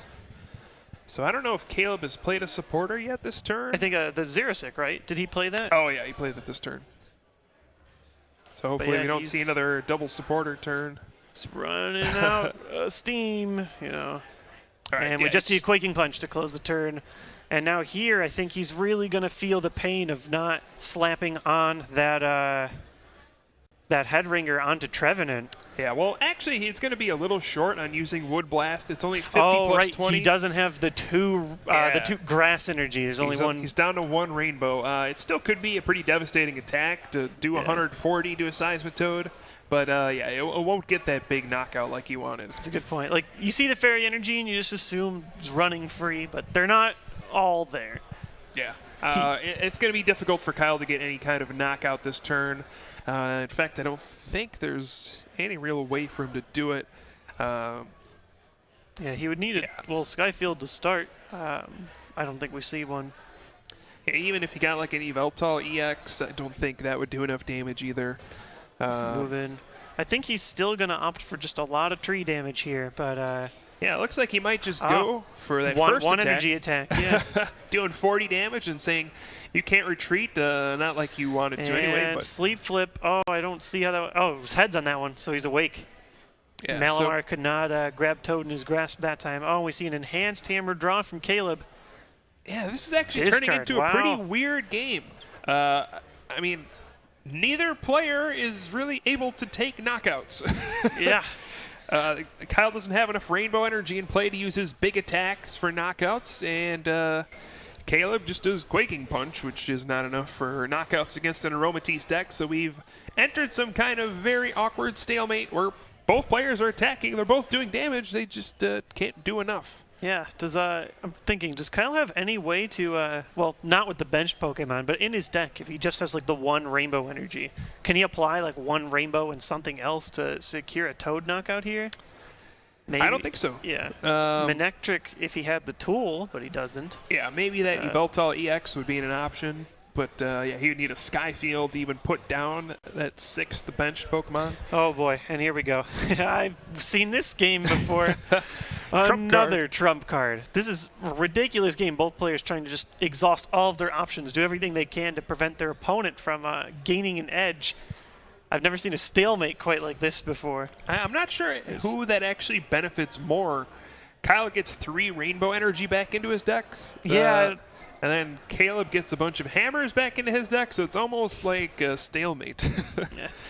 Here It we could go. just be who draws the cards they want first. Although I'm trying to think, Wood Blast does get the knockout now. If Yeah. another energy doesn't get discarded, I haven't seen a hammer from Caleb yet. Yeah, well, Full the bench. energy is pretty safe on the Regirock as well.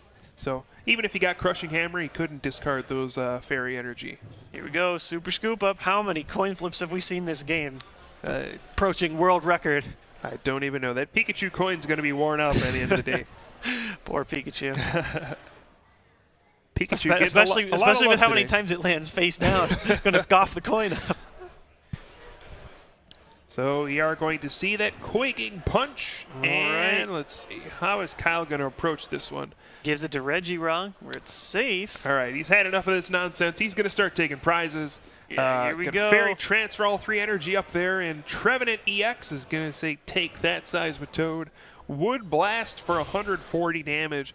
Now, does he have a supporter to go with it? If he had something like an N, he might want to play that. Oh, that might be it in the middle of his hand. I can't tell. Then again, Looks he like only we, has 4 prizes, so, Yeah. I mean, he'd be Right. putting himself down to a lower hand size. Caleb's in a tough spot, too. He doesn't have a Seismitoad to promote, so he's going to have some kind of combination to pull off a Quaking Punch this turn. So we do see the Wood Blast 470 because that rainbow applies as 1 grass multiplied by 2 because Seismitoad is weak to grass. I never thought I would say I saw a Trevenant EX getting knockouts today, but hey, here we go, putting in the work. You know, when you get to this highest level of play, you see unusual cards come out of nowhere in specific circumstances. Earlier today, we saw that Kecleon from Ross Coffin. I mean, I don't think you would have expected to see that today. No. So little cards like that can make all the difference. We call those tech cards, and they're only for very specific situations, but when they come up, they definitely change the game. And you can definitely see a bit more confidence, I would say, in Kyle. He's sort of seeing like, okay, I've whittled down my opponent to most of their options. I just have 1 more EX knockout to go, and I can clear this. Caleb is going to try and discard as many energy as he can, because now's the time to do it. They're out in the open, not Regirock safe. Yes, here is Super Scoop Up. This is going to be a huge flip, and he gets the heads. So he can promote that Seismitoad EX, and also gets to reuse Shaman EX's setup. He does have the Team Flare Grunt in his hand. I'm surprised he didn't try to go for that before using setup. Here comes the hammer, too. Could discard 2 energy this turn. Let's see. 2 would be huge. If it can stay on the table, maybe the 3rd time's a charm. Oh, man. And Is it that looks like a another Tails. Oh, my goodness. Ooh, that was big for Kyle. I'm going to go back and watch the stream VOD and count like how many heads he hit and how many tails. It's probably a pretty depressing result. Yeah, I and just would how many think so. coins were flipped. That's unreal. Yeah, now Caleb's in a bit of a weird spot. Does he want to play an N and hope to draw more Crushing Hammers? Looks like that's going to be his option. Oh, man. His other one could have been just play a Team Flare Grunt, discard the Rainbow, and try to whittle Kyle away. If he did that, though, he didn't have a double colorless to use Quaking Punch. So, Right. really weird situation. He's going to go for the riskier one, thinking he's Kyle's pretty far behind. 1 rainbow energy away from winning? Is that right? Like if he just Tash, Wood Blast, he's got a double, not quite. Oh, another hammer, though. Wait a second. Off the table. And oh, my God. Tails. Another Yeah. Tails. Oh, there's another hammer. Oh, my gosh. Another No. What is this world? Where am I? It's one of those Twilight Zone episodes. You're where, in like, Wisconsin, Josh. Wisconsin might as well be the Twilight Zone. What's the difference? There's cheese everywhere. Nothing makes any sense. I don't know how you used to live here. Makes perfect sense to me. All right, now, we're in the situation. Caleb had to pass. Boy. If Kyle has a Rainbow Energy, it's game wait. over. Lysander. Yeah, he's going to bring up Shaman Shaman. and go for that Dark Forest play, maybe. Oh, no, he's Malamar. going for it. He's going for the Maximar. flips. Oh, double colorless. the double Was colorless. it 80 times the flips? Is that It's right? 60 times. Or He needs 60 2 times. heads. Sorry, not Yeah. 80 times. Yeah, 60. He needs 2 out of 5 to win this game. Heads There's one. 1 more out of 4 to win. 2. Heads maximum damage. Oh my gosh. Maximar for the win. Oh, man, there cannot be a more satisfying win than that. Wow. He pulled out all the stops. We saw. I mean, his knockouts in that game are with Malamar, Trevenant EX, and Darkrai EX. 3 poke. If you told me that those got is that how you got to pull it out? I What a guess so. stressful game. You got to feel for Kyle. He pretty much had the second game. It was looking very good for him the second game. threw it away with a misplay, but he was able to fight back in one of the longest and I would say most entertaining games we've had today. Yeah, I think so. I mean, there were a lot of coin flips involved, but those were always somewhat exciting to watch. Yeah, I love Kyle's deck. I love the Regirock. I love Aromatisse in general. I love all the options it can give you. Trevenant EX and Malamar EX, the heroes of the game. The unlikely heroes. Wow.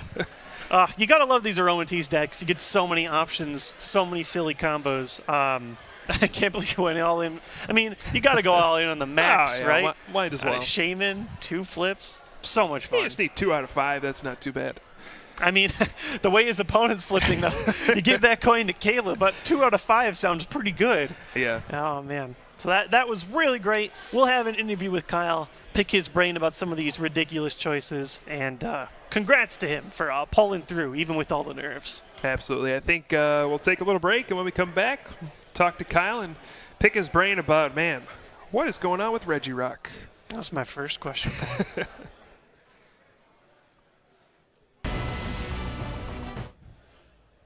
Hey Pokemon fans, it's Josh Jaywitz Wittenkeller. I'm here with Kyle Haverland, and we promised our first question.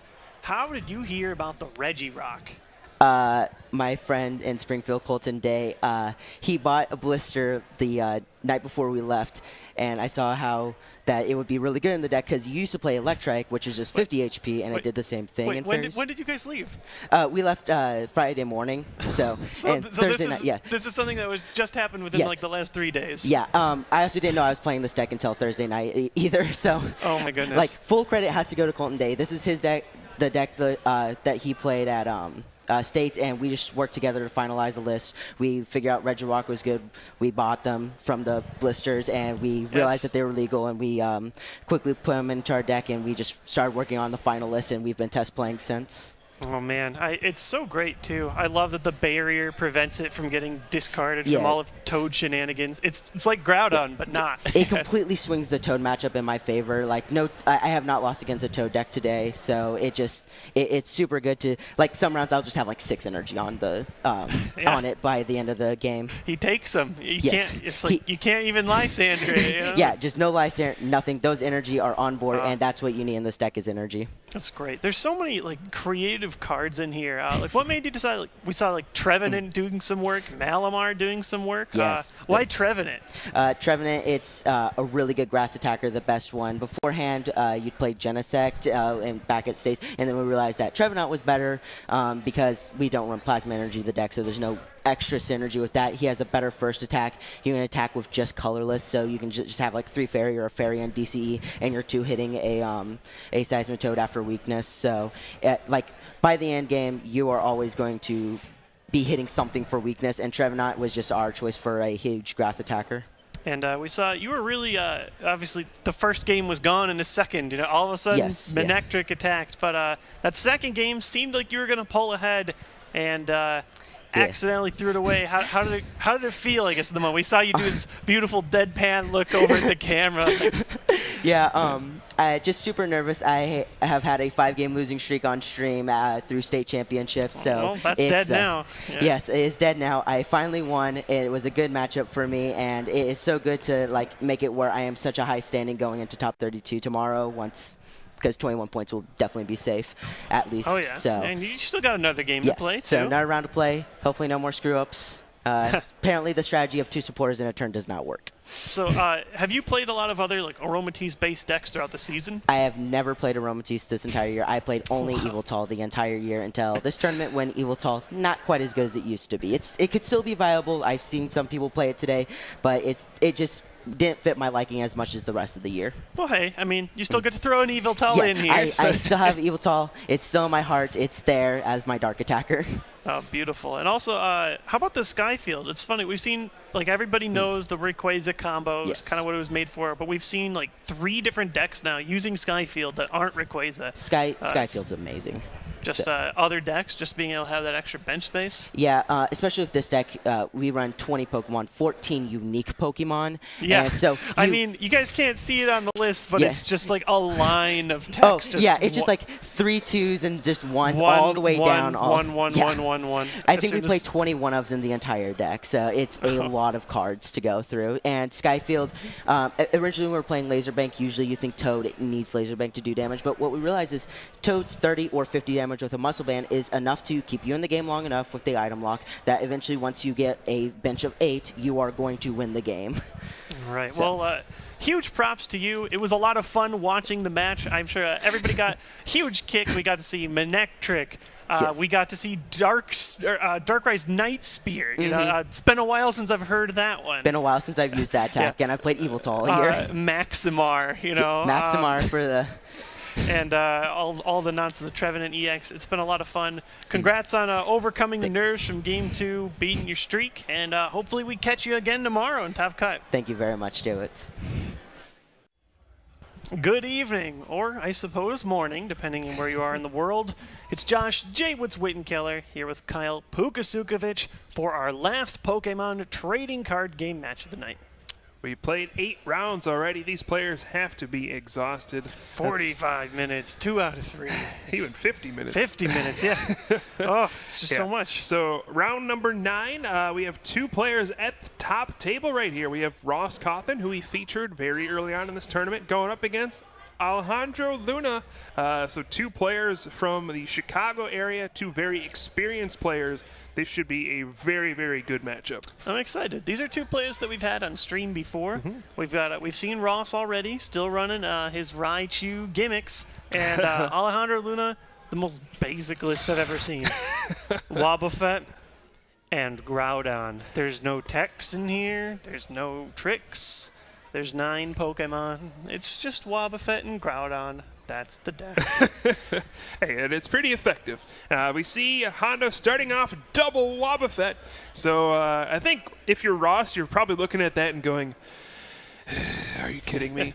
Your deck is so centered around Shaman EX and using setup that when your opponent starts off with Wobbuffet and Bide Barricade, you cannot use setup any longer. And this is a very effective strategy that Hondo has used. Yeah, there go your Shamans, there go your Jirachis if you've got them. You know, I guess Ross could still use his Crobats that he's got. Psychic Pokemon actually don't have their abilities blocked by Bide Barricade.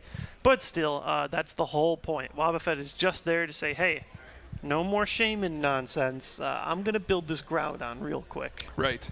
And I'm actually really excited to see this matchup because I feel like these are 2 of the most intelligent players in the game right now. Ross, of course, has a very long and extended history, being just this calculated player who hardly ever makes a mistake.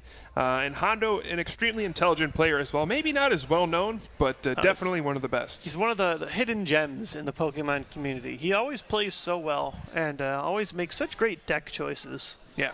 So he's going to be starting off, plays a double Ultra Ball. You might be wondering, why did he Ultra Ball for a Primal Groudon and then discard it right away?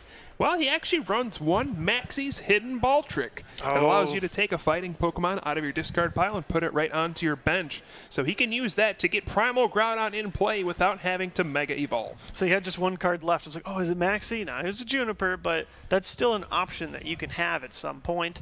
He actually has such an interesting list. He runs 2 Groudon EX and 3 Primals. You don't often see those inverted lines as often. Right. But he has an Acro Bike here, an interesting decision. He can either take the Focus Sash or the other Groudon EX. I think in this matchup, Focus Sash is literally useless. Ross will never be able to do a one-hit knockout with Circle Circuit. And if he is able to do some kind of one-hit knockout, it will involve Golbat and Crobat, which means there will be damage on Groudon anyway. So I think Hano makes the right choice discarding the Focus Sash. Starts building up one of his Groudon. This can be a bit of a tougher matchup for Alejandro. This is an EX hate deck. There are many out there. When you're dealing 200 damage, it's awesome, but he's going to have to run through like 90 HP Raichus that also attack for 1 energy, so it'll be interesting. That said, Ross no longer has access to his Shamans that he's been so comfortable playing over and over again. Yeah. So, I mean, Bide Barricade, we'll see the impact it'll have. I mean, I'm sure Ross is so used to being able to Ultra Ball for a Shaman, set up for 5 cards, Ultra Ball for another Shaman, set up for 5 or 6 more cards, and then play a supporter and draw even more cards, and then all of a sudden he's all set up. Now you have to go back playing it the fair way, where you just get to play supporter cards to draw cards. So we see an Ultra Ball from Ross, just checking through his deck. Curious what kind of Pokemon he's going to try and pull out here. I'm so used to hearing Ultra Ball Shaman, Ultra Ball Shaman. And Wobbuffet, I like it. Just quiets the game down a little bit. Yeah, and it actually devastates a lot of decks because they have cut out a lot of supporter cards since you do have Shaman EX to fall back on. So they'll eliminate some of those supporter cards in their deck knowing that, oh, I'll just play a bunch of Shaman EX and draw cards that way. So having that Wobbuffet active is a really big deal. Now, Ross does still run a fairly high count of supporters, higher than I would say most of these Turbo Shaman decks do use, but it can still just help keep your opponent down a little bit while you're trying to set up. So we do see an N out of Ross, so both players will shuffle in and draw 6 fresh cards. He does put the double colorless onto Shaman, just, might as well use a Sky Ray turn. That way, after he attacks, he'll have a double colorless ready for next turn on his Raichu, even if he doesn't draw one off the end. Yeah, even takes Shaman off the board, at least for the moment. It's an easy 2-prize knockout, and Groudon certainly want to get as many prizes per attack as it can find. Yeah. Now, one thing to note here is Bide Barricade shuts off all abilities of everything except Psychic Pokemon. So even if Wobbuffet is active, he won't be able to shut off the sneaky and surprise bites of Golbat and Crobat. Just another interaction to keep in mind. Yeah, those are still good. Yeah, and it also doesn't shut off Zubat's free flight, so Ross can safely promote that Zubat knowing he can retreat for free next turn. All right, and so he passes to Alejandro. Plays his bike. Tough choice. His decision was made for him. Yeah. It's nice that since this isn't a Toad deck, if he does get the Mega Evolution, he can start going Mega Turbo and accelerating. This deck doesn't always get that opportunity. Yeah. Now, he saw Ross's turn be a little bit slow. He just played the N and didn't draw any extra cards beyond that. So, hey, Wobbuffet's doing his job so far. Oh, yeah.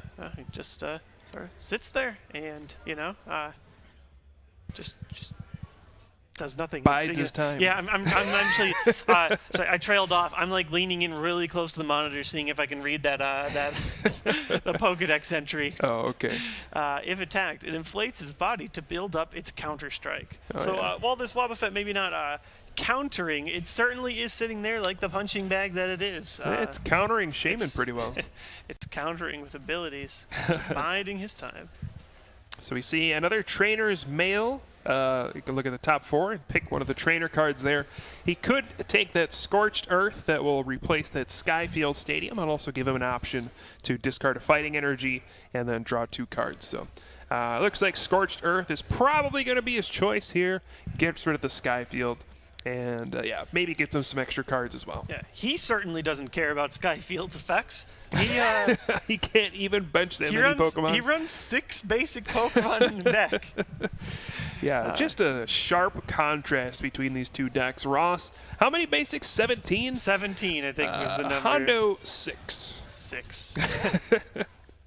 It's such a fun deck. I know it's like sort of a meta game pick. It has some great Seismitoad interactions. Yeah. But it's still so much fun to watch regardless. I think in general, this will be a struggle against a Raichu deck since it is a non-EX based deck.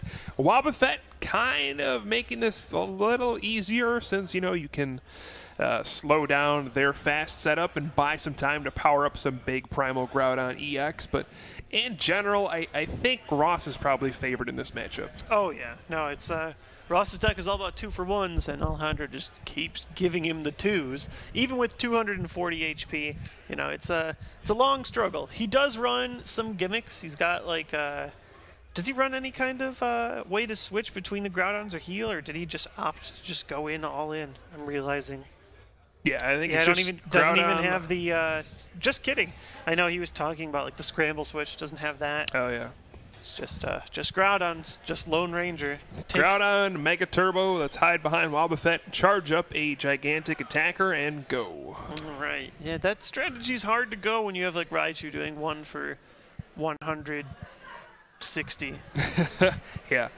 So I think it'll be about whether or not Ross can continue to set up even with Wobbuffet out there. And then once Wobbuffet leaves, can he continually power up Raichu to get those big circle circuits? You will need to constantly hit those double colorless energy, but I don't know. It'll be interesting. Yeah, that is one really rough thing is the second Groudon does go active. Well, there it goes. You can't just continually use Wobbuffet forever. Yeah, we see the second strong energy onto that Primal Groudon EX. And there we see that Professor Juniper. Seeing some Megas here. Trainer's Mail. Also some Mega Turbos ready to go for the future. Switch to move Wobbuffet if he needs to. Yeah, now we do see... I mean, with most Mega Evolutions, or Primals in this case, you do see the Spirit Link played pretty often. A lot of players opt to go for Focus Sash on Primal Groudon EX because that allows it to survive a hit against that Mega Rayquaza EX and Emerald Break. So instead of being knocked out, you survive with 10 HP, and then you get to attack twice instead of just once. In this matchup, I think Hondo probably wishes he had more Spirit Links. It's like you said, it's completely useless in this matchup just because it does not matter. Ross will never deal a one-hit knockout. He just doesn't have the tools available to him to make it happen. Yeah, I mean, maybe at some point he could build up a gigantic Yveltal EX. He could put all the energy in his deck on one Yveltal EX. I'll give you that. That is an option. Yeah, that's about it, though. Raichu, not ever knocking out Primal Groudon in one hit. Well, and already Focus Dash useless because there's already damage counters. You got to be at full HP to activate it. Yeah, one of the big things about Primal Groudon is it gives you control about who gets to attack the big attackers first. With that Omega Barrier, it can sit on the bench. Your opponent cannot use Lysander to bring it out. So what happens a lot is, sure, your opponent might build up a couple attackers, but once Primal Groudon comes out, they can Lysander out your big Pokemon and knock it out. So basically, when Primal Groudon is ready to attack, Hondo can send out that big Primal Groudon, Lysander out a Raichu, and then knock it out. Oh, that's going to hurt. Ross just slowly dropping the Shaman. Yes, I will need 8 bench eventually. And then also benching the Execute because he can't use Propagation to get it back either. No, he cannot. So yeah, Wobbuffet definitely slowing this game way down. He definitely did want another Pikachu. I don't know what Alejandro has, but if he had a Lysander, he could pull up the Raichu and knock that out. His Primal Groudon's ready to go next turn. Oh yeah. Raichu actually opting to go to the active position, maybe grab a knockout right away. Yeah, I know. It seems like, oh, why would you put up Raichu? Now he's going to get smashed by Primal Groudon. But if you're Ross, you cannot sit back and wait. You have to use your advantage, which is your speed. Yeah. Right? You can't sit there and let Hondo build up 3 Primal Groudon on the bench, and then all of a sudden now there's 3 240 HP Pokemon. That's not going to work out for you. So even though he's going to walk into a knockout, he kind of has to. Otherwise, man, he's going to fall behind. Here come the Mega Turbos. Are these the first Mega Turbos we've actually seen activated? Well, I think Keegan against Ross earlier played a couple, but... Oh, you're right. In sort of desperation with his Rayquaza long term. But yeah, here we go. All 4 energy are down on Primal Groudon. It's ready for a very unnecessary Gaia Volcano. It's going to do insane amounts of damage. You know, I was talking about that 300 damage attack we did earlier. We're technically seeing 400 with Raichu's fighting weakness. Well, no, more than that, because there's the 2 strong energies. It's going to hit about 480 or something like that. 480, yes. Oh, boy. That's overkill if I ever saw it. So we're going to see Versus Seeker for Trump card. And it looks like Hondo is going to play that Lysander's Trump card, shuffle in all the cards he's used so far. The biggest ones are going to be those Mega Turbo going back in the deck. Yeah, he does shuffle the fighting back in, but his deck runs so many different ways to discard them that it's not a big issue. Yeah. And he already has fighting from hand. He can start preparing the next Groudon. He's going to have to. His deck only runs the 2 Groudon EX, so he can only ever have 2 of these active at a time. Might as well start working on number 2, though. Yeah. I mean, he does have that hidden ball trick to maybe pull a third one out. That's a very situational card, though. I wouldn't be surprised if that hardly ever works for him. Usually it only works with things like Acro Bike and those committed engines, but there we see the Gaia Volcano for 480. 480 damage. It's a shame you don't actually have the option to discard. Gaia Volcano's like, no, you got to do it. If there's a stadium, you have to discard it. Yeah. I think Alejandro might have actually preferred to keep Scorched Earth out in play. But for now, as long as there's no Skyfield, it's at least not super treacherous. Yeah, so there we do see the surprise bite from Crobat, putting 3 more damage counters on the Primal Groudon EX. Now it's got 50 on it, which means it has 190 HP left. It is possible for Ross to get a knockout this turn. Yeah. He would need another bat. Oh, he's got ahead of himself, started playing down bench so number used 6. to putting out 8 Pokemon. Well, here they come, and now he can use the Shaman setup because Wobbuffet is no longer active. Yeah, so now this is going to be the big turn for Ross. I think he kind of needs to get a knockout here. If that Groudon lives one more turn and knocks out one more Raichu, Ross is going to struggle to get enough attackers out in consecutive turns. So, I mean, if he gets the 8 benched Pokemon, a Golbat, and a Muscle Band, he can get the knockout, but it's going to be a pretty big reach. It's a climb, yeah, and then after you extend all of those resources, can you continue to keep that up with another Groudon? We'll see. Yeah. The rough thing, it's like you're saying with the Spirit Links, is he can't get like the second Groudon out without ending his turn. Yeah. That's huge. If he could get it out in the same turn, he runs enough Mega Turbo where he could get like a surprise Groudon 2. Now there's no surprise. It's a really slow process. Yeah. Something else to keep in mind, Groudon EX has an attack that does 30 damage for 2 energy, that Rip Claw. We did see the Golbat. We do see the double. All right. Chorus. So this could happen off of this Chorus for 10 cards, I believe. He's going to need another Pokemon and a Muscle Band to pull it off. But yeah, Groudon EX actually has Rip Claw, 30 damage, a pretty uneventful attack. But with a strong energy, it'll go up to 50. And that can actually knock out a Raichu in one hit. That's not a terrible attack in a pinch. I wonder if I say I wonder if Alejandro will see it. Of course he'll see it. He's a great player. Yeah, so if Ross has to bench anything but another Pikachu, there could be a safe opening to use that Rip Claw.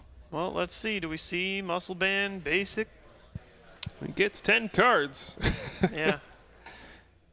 Not quite as good as the 16 from before, but 10, it's quite a few cards. Primal Groudon, I can't believe it has 70 on it and still has 170 remaining. He did get the Pikachu too. That's very crucial. He has to streamline these Raichus. It's only 1 energy attacker. Uh-oh. Yeah. Here he comes. Yeah, now keep in mind, Ross only does play 1 Muscle Band in his deck, so it was pretty unlikely for him to pull all this off, but the bright side for him is that he doesn't actually need to get the knockout here. He can just finish off that Groudon next turn with a Golbat or Crobat using one of those bite abilities. Yeah, bats are enough. Why not?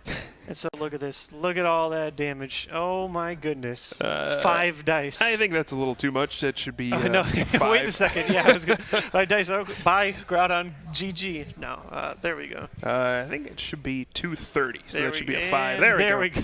go. When you got that many dice, it's hard to keep track. All right, so now I think if you're Alejandro on this turn, you want to try to get that Spirit Link probably. Oh, we see a Silent Lab. That's, I mean, that would be good if it could stay in play, but if you use Gaia Volcano, he doesn't have to discard it. In fact, I almost wonder, like, do you hold the Silent Lab since you can just discard the stadium anyways? You discard your opponent's Skyfield, or I guess he just if he's playing the Juniper, it doesn't matter. Yeah. He doesn't have any basics with abilities besides Wobbuffet anyway. He needs energies for that next Groudon. I don't actually... Oh, well, there's something strong. Yeah, he actually drew some pretty good stuff. He got a Spirit Link, which you can put that down, and also a strong energy, I believe. For some reason, I thought he ran no Spirit Link. He does have 1. Yeah. There's 1 in there. It's just enough for him to build that Groudon. So here we see Acro Bike. Ooh, Ultra Ball. Could be that Groudon. Slap it right down. Yeah, I think that's what he's going to go for. Probably Ultra Ball for another Primal Groudon EX. He has an attachment for the turn. It's going to turn it to a fairly awkward situation next turn. If Ross gets a Golbat or Crobat, he'll be able to knock out the active with one of those abilities, and then Honda will have to promote a new Pokemon. So for Ross, the ideal turn next turn will be, maybe get a Golbat, knock out Groudon with the ability, and then Lysander. But, oh, wait, you can't Lysander because of Omega Barrier. Yeah, so it's, I guess, Alejandro just throws up a Wobbuffet Yeah. as a sponge. But even then, it is pretty scary because Ross takes 3 prize cards in that turn. And that, well, assuming he gets like another Raichu ready to go. Which is not a given. No, not when you're only running the 4. Well, he has Darkness, but yeah, he has to attack in the 1 turn. Right. Here we go. Another Gaia Volcano for unnecessary damage. And that's the other thing. It's all about these trades, these 2-for-1s. Alejandro has 2 prize cards. He's going to take 1 at a time, unless maybe it's late game and he pulls up a Shaman. We see the different dynamics of these styles of decks. Raichu, the unassuming 90 HP Pokemon, can hit for a reasonable amount of damage. You know, it can go all the way up to 180, versus the absolutely ludicrous Primal Groudon with 240 HP and just did 480 damage. Of course, with weakness, but still, that was 240 base damage. Huh. So, looks like Ross opting to retreat and he used also the scoop up activate. cyclone. Yeah, oh, that's not even a retreat. Yeah, that's his ace spec. That's why he has that, so he can reset bats. We're thinking like, oh, what does he have this for? It's not like he's resetting damage. It's to retreat and reset a bat at a crucial time. That was a crucial time. Yeah, so he gets to scoop up that whole Crobat line, put down the Golbat on a new Zubat, put down the Crobat on the Golbat, and whole new bats. that was just 50 damage generated by that scoop up cyclone. And there's still more on the board. You know, he has 50 more he could do next turn with another Crobat and another Golbat. And Raichu's down. Getting the attack of Raichu is going to be a big deal for Ross here. Still. Yeah, but it's still almost an uphill battle for him. Even if he gets this knockout with Wobbuffet, he's also going to have to get another Pikachu down, and then the next turn he's going to have to get another Raichu down, and then another double colorless. But looks like he's actually going for the skill dive. He's going to put 30 damage on that Groudon, and hopefully set it up for a Circle Circuit on the following turn. That's a good attack. It sort of keeps Alejandro on his toes. I guess Alejandro's ideal play is if he has Lysander and double Mega Turbo and Switch. He would need a lot. Yeah. But if he does have a lot, you know, he can poach this Raichu for a turn. But otherwise, yeah, Ross playing it smart, conservative. He's just trying to add as many damage counters as he can with the bats, whether it be their attacks or their abilities, just to get Groudon ready to go. It is interesting too. What if the bats weren't psychic for some reason in this game? You know, it would change the matchups completely. Yeah. Did Ross use propagation there? I'm not sure. It's hard to tell because his hand has been constantly. Yeah, he may have used propagation through the Bide Barricade. I couldn't really tell if it was from the hand. I guess pretty relevant at this point since we have no idea. But we're going to see the Colress for, looks like 8 cards. Colress has just been an incredible supporter for anybody playing Skyfield today. Oh, yeah. Ross's 3 Colress have definitely paid off very well. So he gets another Zubat into play. He's getting all sorts of basics, but I guess that's going to happen when you run 17 of them. Ultra Ball, we'll probably see a Pikachu with this one. And yeah, I think if Ross can just set up enough attackers, he's going to end up winning. Hano, he's going to need to find that 3rd Primal Groudon EX, which is going to be really difficult. It's going to have to be like via Maxi or some kind of like trump card. Yeah, and even if he gets it, I mean, that's another 4 energy you have to get onto it. I mean, it's going to be rough. Yeah, like maybe. Yeah, he can't even get the little Groudon now for the nice 2 energy attack. That ship has sailed. All right, so Ross, I mean, is pretty much committed to using Skill Dive this turn. It's a pretty clever play. I mean, you'll get another 30 onto the Primal Groudon. I believe that leaves it with 180 HP, which is perfect for a Raichu with a Muscle Band. Yeah, that's his magic number. Alejandro does have a replacement stadium, so you can at least cut Ross back down. Maybe Ross doesn't have yet another Skyfield. We'll have to see. His hand actually doesn't look that great overall. Yeah, I think Hondo's in a frustrating position because I think he has Maxi's Hidden Ball Trick, but he also has a Versus Seeker, and when you have both those cards at the same time, you could never have 0 cards in your hand. Nope. So you can't actually play the Hidden Ball Trick. So he is going to go for the Battle Compressor. He can search his deck and discard 3 cards. And then we'll probably see him Versus Seeker for Professor Juniper or something like that. Looks like he's looking at getting rid of these Ultra Ball. I don't need to search for Pokemon anymore, really. Yep. Like, yeah, I guess they can discard fighting energy, but I think we're long past that. There's plenty in there right now. Right. Might even see him discard a Focus Sash. That might not be a bad idea. But he's going to go for Wobbuffet. I guess, he already has, like, 2 Wobbuffet down. What would a third one do? Yeah, I mean, if every Pokemon on his field gets knocked out, he loses, so... Yeah, if only 2 of them get knocked out, he loses. Yeah. Just because the Groudon gives up 2 prize cards. So, Battle Compressor just discards 3 irrelevant cards. Those are ones he just doesn't want to draw anymore. You can play that Scorched Earth and make Ross discard again. He'll have to discard 3 benched Pokemon. My guess would be Execute, Shaman, and the Yveltal EX. There they go. Those are probably the 3 least relevant Pokemon for Ross right now. And I do see Alejandro runs 2N. I don't know if he's... It's rough. He wants to build up an attack, but I know eventually he's going to want to try and deny Ross getting that double. Yeah, he's debating if he wants to play a switch. He can switch and then try to draw Mega Turbo and another energy. Yeah. He might think, oh, man, I don't think I can win if I... oh, well, let's see. Instead opts to swap the Wobbuffets. I guess he's going to play that switch, and actually... There it is, the ball trick. I thought he had it in his hand. That was actually a Scorched Earth. I got the cards confused, so here we go. 4, The hidden 5. ball trick. Wait a second. Here we go. Here's some games. I see some Mega Turbos in there. Acrobike for the Acrobike. Acrobike for the Trainer's Mail. just keep digging deeper and deeper. It's so exciting. So that hidden ball trick, it can only be activated when it is the only supporter card left in your hand. Yeah, only card, period. Yeah, all right, sorry, not supporter card. It just has to be the last card in your hand, but when you play it, it's a huge effect. You can play a fighting Pokemon straight from your discard pile onto the bench, and it doesn't matter if they're evolved or not. It's just fighting Pokemon. Yep. You can even get a full Primal Evolution, slap it down, no, it doesn't end your turn, and you get to draw 5 cards at the end. So there's a nice little reward there. Yeah, I think Hano is looking for an energy or Mega Turbo. Oh, geez. He's got a bunch of Mega Turbo. Well, at least one in his hand. Oh, okay. So, yeah, I think he's probably going to end up taking the Mega Turbo here. There's no real reason to take the fighting energy, since you can just Mega Turbo it back anyway. Yeah, I think he still needs a switch or some way to move the Wobbuffet if he wants to attack this turn. Yeah, and that's actually a pretty big question. Does he want to attack? Yeah, I don't know. He could, I guess, split the energy over the 2 Groudon, sort of try and play that game. Well, he does get a Float Stone. He could grab that and retreat this turn. I think, yeah, he should be able to attack this turn. It's going in. That was a lot of cards. It's funny. Even without Shaman, you can still run these turbo builds, all this item-based draw, these bikes, these mailboxes. I think the problem is that Ross just has so many cards in his hand. Yeah. You can make these big plays and hope that Ross doesn't have a way to knock you out, but when he has 10 cards in his hand, he's probably got the cards to knock you out. Yeah.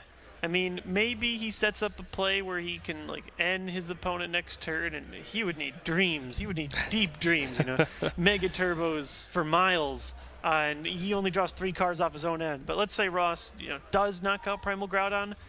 If he does have these crazy dreams, he can end Ross to 1 and move from there. But it's even that is not great though, because you end him to 1, but he still has a Raichu that can attack you, and you're left with a Primal Groudon with 0 energy. I'm talking about the ludicrous world where he also knocks out the Raichu. I mean, I think he has I don't know if that world exists, Josh. I think he has at least 1 Mega Turbo in his hand, but yeah, there's no way because he's already played him. Yeah, it's just you need a triple Mega Turbo, and it's just too much. It's asking too much.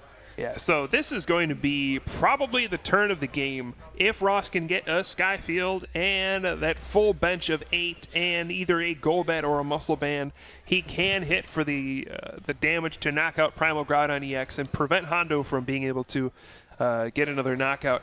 If he misses, well, there could be an opening here. The first card he obviously needs is a double colorless energy, otherwise he won't be able to attack. Beyond that, he does need quite a few cards. He versus Seekers, he's favoring the Colress. Does he actually not have the double yet? It doesn't look like it. It's definitely possible. He's burned through quite a few resources at this point, at least 2 double colorless energy. Oh. plenty of basic Pokemon, even a bunch of Skyfield. So he's gonna draw basically the rest of his deck. Oh, so there's doubles in there. I would not be shocked if he can find it. There's maybe one double in there. Yeah, just one. So, but he does have Shaman followed by whatever he draws from the Shaman and a Colress. yeah, if he has a Shaman in there, he's definitely going to use it. Or he could go for Golbat. Maybe that's another option. I don't know. There's still a Crobat for him to use. So there are options for him to get enough damage for the knockout this turn. So Ross, yep, here comes Golbat. There's two more. Surprise. Sneaky. He's pretty sneaky, I guess. Yeah, I don't know. I mean, when you see the Zubat down, it's like It's not very sneaky. it's not bit much of a surprise, you know. All right, so yeah, this is going to be a game of just how much stuff do I have left? Sure, you can use Trump card, shuffle it all back, but do you have the time to do that at this Here's point? Shaman for 5. No double yet. Oh, didn't get it, but he does have a Colress he can follow up with, and if he got a Skyfield, the Colress is even bigger.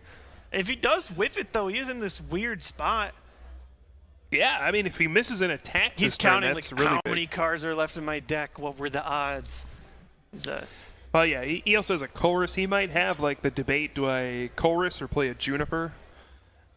Which one gives me the better odds? Usually it ends up being Colress, since you're drawing more cards. But if you're discarding a bunch of them, you know, then you wouldn't have to draw cards that are bad.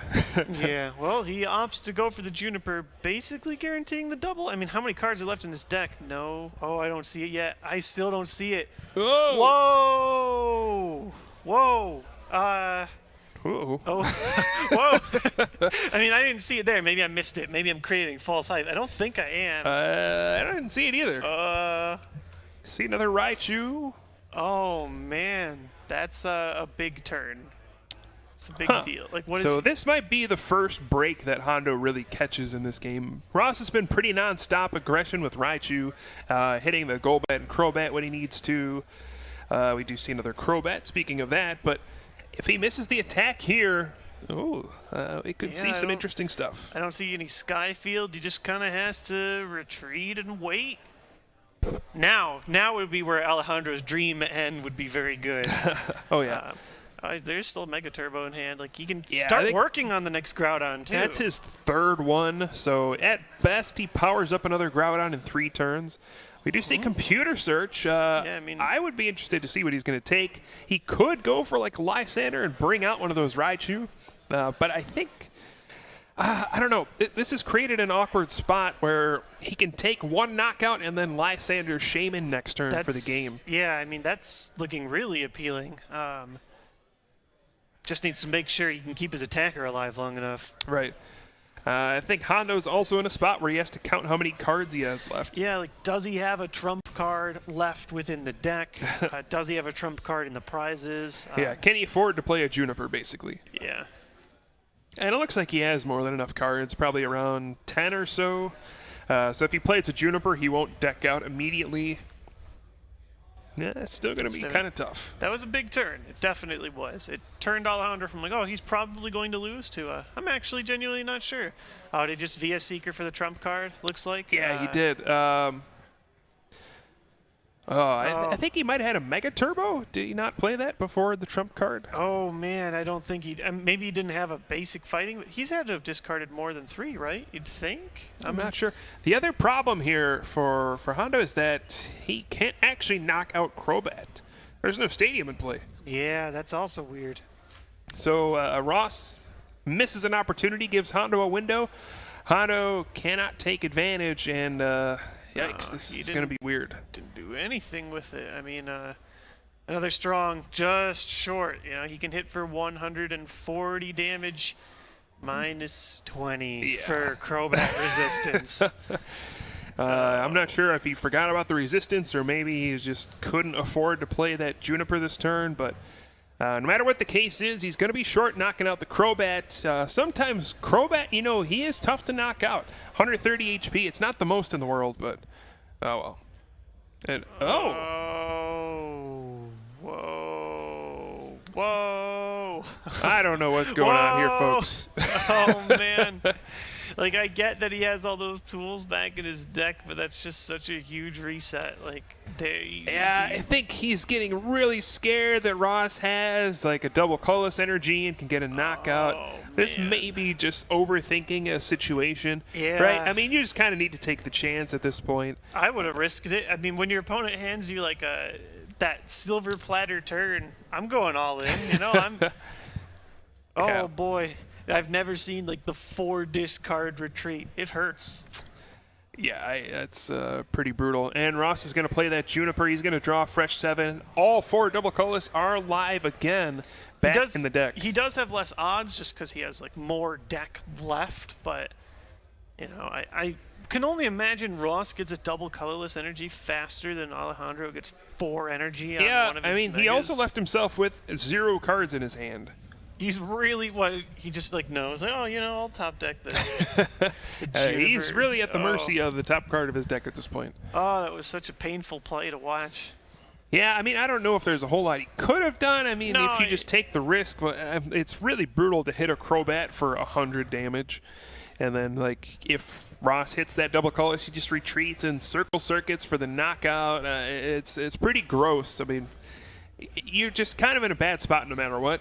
But retreating seems like you're almost sealing your own fate. Yeah. And even, like, playing the computer search for the trump card was a little questionable just yeah. because you didn't have anything else in your hand. But Under draws Ultra Ball. it is what it is, I guess. Pass.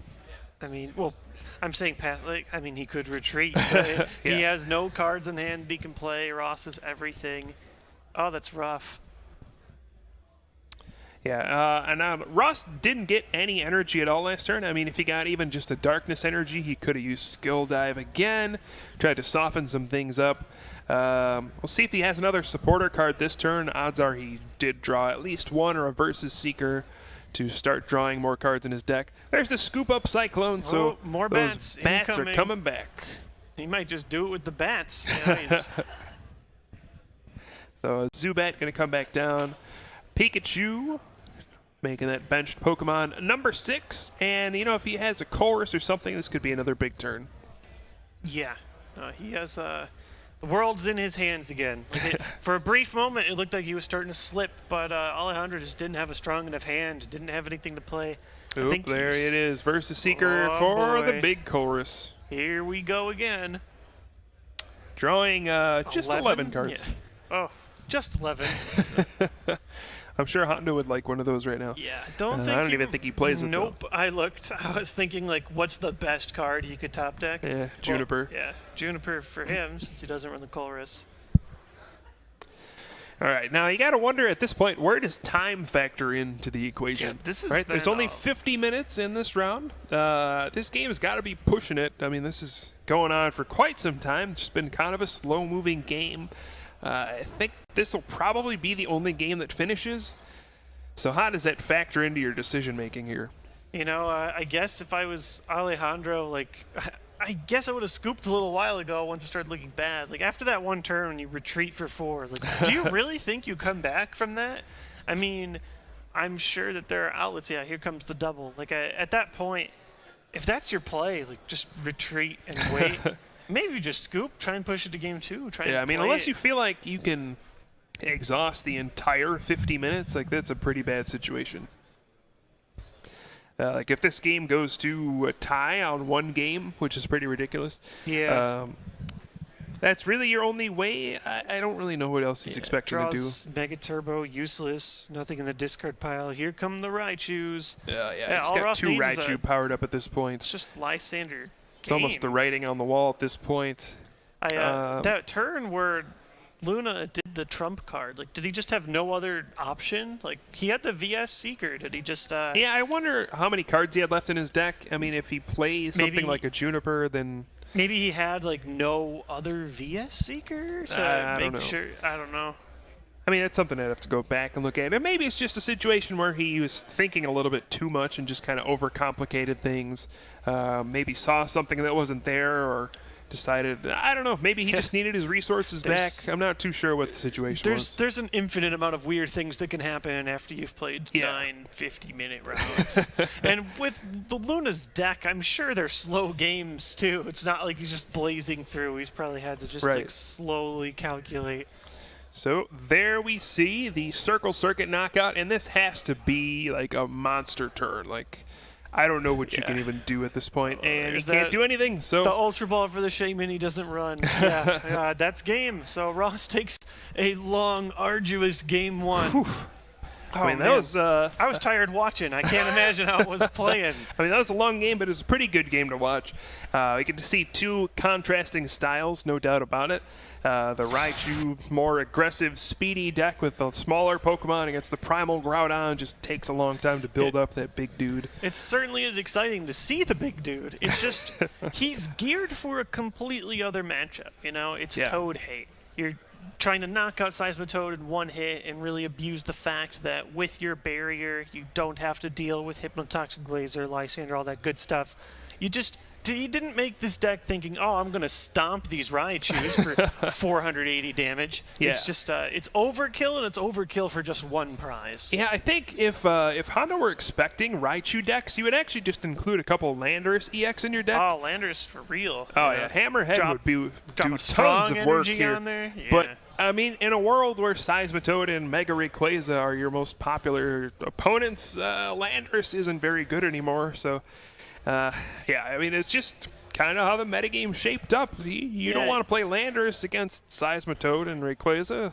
But yeah, if you knew that this was going to happen, you'd probably just add like 2 Landorus to your deck, and all of a sudden the matchup gets a lot better. Just something, yeah. I guarantee you most players weren't like, okay, got to watch out for Raichu. It's doing really well, but that just wasn't a metagame deck. People were expecting Rayquaza. I mean, it's a card that's kind of left a lot of people's mind. It's a relatively old card at this point.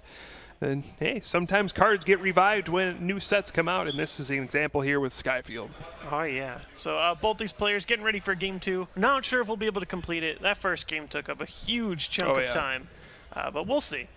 Yeah, it's going to be especially tough for Hondo because his deck isn't exactly the fastest deck in the world. It takes 4 energy to use Primal Groudon, so there's a good chance he just doesn't have the time to take all those prizes. But you never know. I mean, earlier in the day we saw Ross just lose turn 2, so the same thing could happen. Yeah, who knows? Maybe he has that like horrible start that he had, but it's a Pikachu instead. Like if he just starts Kecleon and nothing else, then... Yeah. Could have a repeat around 2. Is Kecleon weak to fighting? Sure is. Yeah, that's a 2 energy Groudon attack. I mean, we're talking real dreams here. But you never know. So it looks like these guys are getting all set up and ready to go for game number 3. We're going to cut over. Here we see Ross. You can see ready to go again. Like the physical wear on both of these players. It's been a long, long day. Yeah, I think, Ross is one of those seasoned veteran who has been through the worst of the worst tournaments, the ones that have run like till 2 in the morning. Yeah. So he's been through it all. He's been under these conditions before. It might not seem like it, but Pokemon TCG is very much a physical game as much as it is a mental game, just because it takes so much out of you playing that many games in a row. Oh, without a doubt. I mean, we're talking... long, long days. And I guess, like you said, some of those long tournaments, regionals didn't used to go for 2 days. Now that we have that second day, this is actually the short end of tournaments. And it looks like we are underway. Alejandro's got his Wobbuffet, got his Pikachu start, but I see Ross's hand. He has playable stuff in there.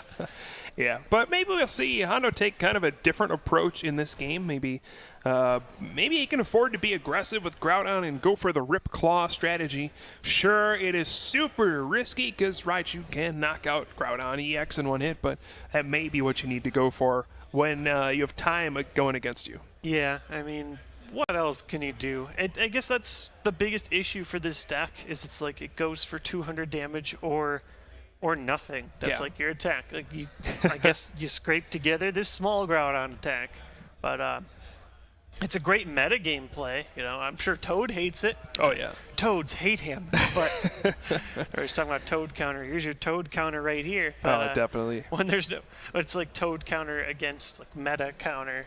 It can get a little weird. It looks like Raichu has pretty much been the answer to everything, though. Raichu has just been the deck that has been pretty dominant so far this weekend in all sorts of ways. And yeah, I don't think it was number one on everyone's radar, but it's much better than I first thought. Oh yeah. As we start sort of like re-evaluating these decks, like this is the format. It's open. It's open for nationals. It's open for worlds. These are the cards players are going to be working with. They're just going to start putting Raichu on their radar. You know, maybe we will see decks that are splashing in a Lando here or there, just for an easy 1 energy knockout. Sure. So it's Ross's first turn. Again, Bide Barricade from Wobbuffet will prevent any sort of Shaman EX shenanigans, so we won't see any super-duper long turns from Ross where he just draws tons and tons of cards. But he does have an Ultra Ball. You can find a second basic Pokemon, probably put that into play, and then maybe play a supporter. Yeah, it's rough. I can't think of like any scenario now where like Alejandro Luna scrapes together 6 prizes and does it in time too. Like maybe he can do it in a long game, but you just can't play 3 of those. Right, and you know what? I mean, looking at Ross's deck list, he actually doesn't have a lot of good supporters on the first turn against a Wobbuffet. He has those 4 Professor Juniper, 2 N, and then I guess you can kind of count 2 Lysander since you can move Wobbuffet out of the active spot. So really only have like 8 cards at best to draw in your opening hand that give you ways to draw cards. And that's not a lot compared to like your normal situation where all of a sudden your 4 Ultra Ball would turn into Shaman. And then, of course, you play 3 Shaman as well. Yeah, it's just bizarre how a lot of these matchups go down. Like, everybody has a different type of lock. You have ability lock. You've got your item lock. Supporter lock is kind of gone, but you just have so many different ways of approaching it and trying to prevent your opponent from playing their cards. So, and Ross does have one of those very limited supporters that he can play on his first turn in N, so he'll shuffle in and draw 6, and so will Hondo. Well, yeah, that's how you want to start. I mean, what else are you going to play against Wobbuffet? You're not playing your Shamans, but if you can shuffle draw, it's actually pretty darn good. Yeah. It's better than Colress. Like, Colress, as great as it's been, it's not a turn 1 card. Yeah. I mean, usually on the first turn, it's netting you about 3 or 4 cards at best. At best, yeah. I mean, if you played it right now, it's for 3. That's not that pretty. Yeah. So we could see a big nuzzle flip coming up from Ross. Yeah. Could flip for paralysis and stop Wobbuffet from retreating with a float stone. How about that 0 damaging nuzzle? Yep. It only costs 1 energy. That's efficiency. In my video games, my nuzzle just does it. I don't know, flip no coins. No, it's auto paralysis, normally not a healthy mechanic for Pokemon TCG. Usually you must pay quite a bit to activate it on cards. Like Articuno and Venusaur. The Kecleon gets discarded and Hondo immediately picks that up to read it. How many times do you think players had picked up Kecleon? What's this? At least half of his opponents. And Hondo is like, why are you playing that? You can see the look on his face. He's reading it a second time. He's like, oh, that's cute. It's not going to help him in this match. It's like reads it again. He's like, yeah, I still don't get it. That doesn't do anything against Groudon at all. Oh boy! But hey, we saw it put in the work. Oh yeah, it's a very specific card. I am curious. Like, we only get a small sample of all the decks that we get to play. You know, we get to show you guys 1 round each. I'm curious how many Rayquaza did survive all the way through. Oh yeah, that'll be interesting to see. Here we see the nuzzle, and it's heads. He hits it. Oh boy. Luna, he's got 2 switch. I guess that's what he's looking for if he wants to move. Yeah, he just draw one of those switch off of this. Hey, look at that. Switch. I don't think he'll take a fighting energies, or already 2 in his hand. Small Groudon attack. Here we go. Yeah, I don't know if he wants to go for it, but that's probably the easiest way he can take all of his prizes. I mean, at this point, you might as well just like try and take quick prizes and then say like, "Hey, I was up on prizes when this game's time was called. I did it." It's that Groudon, like, if he does put in the active spot, it pretty much requires the 1 Spirit Link in his deck.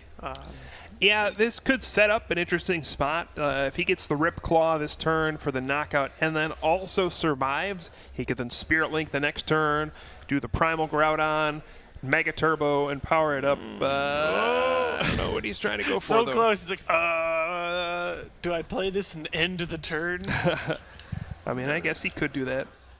I mean, he He could sit back and turn. I mean, this is a spot where Ross really hasn't gotten a ton of stuff yet. I mean, if he doesn't get a bunch of Golbat and Crobat out, that Primal Groudon's going to survive multiple turns. Yeah, there it is. And with Wobbuffet out there, it could stunt Ross's progression a little bit more.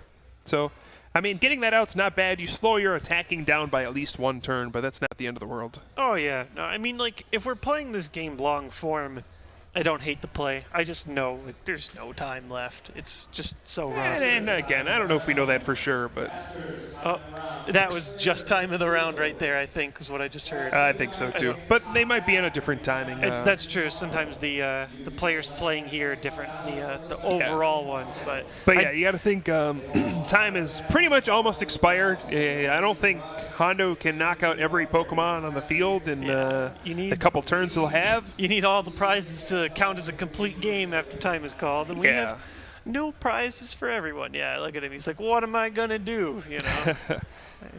It all came down to that first game. I do think in this game, Hondo has a bit of an advantage just in the way the setup is going.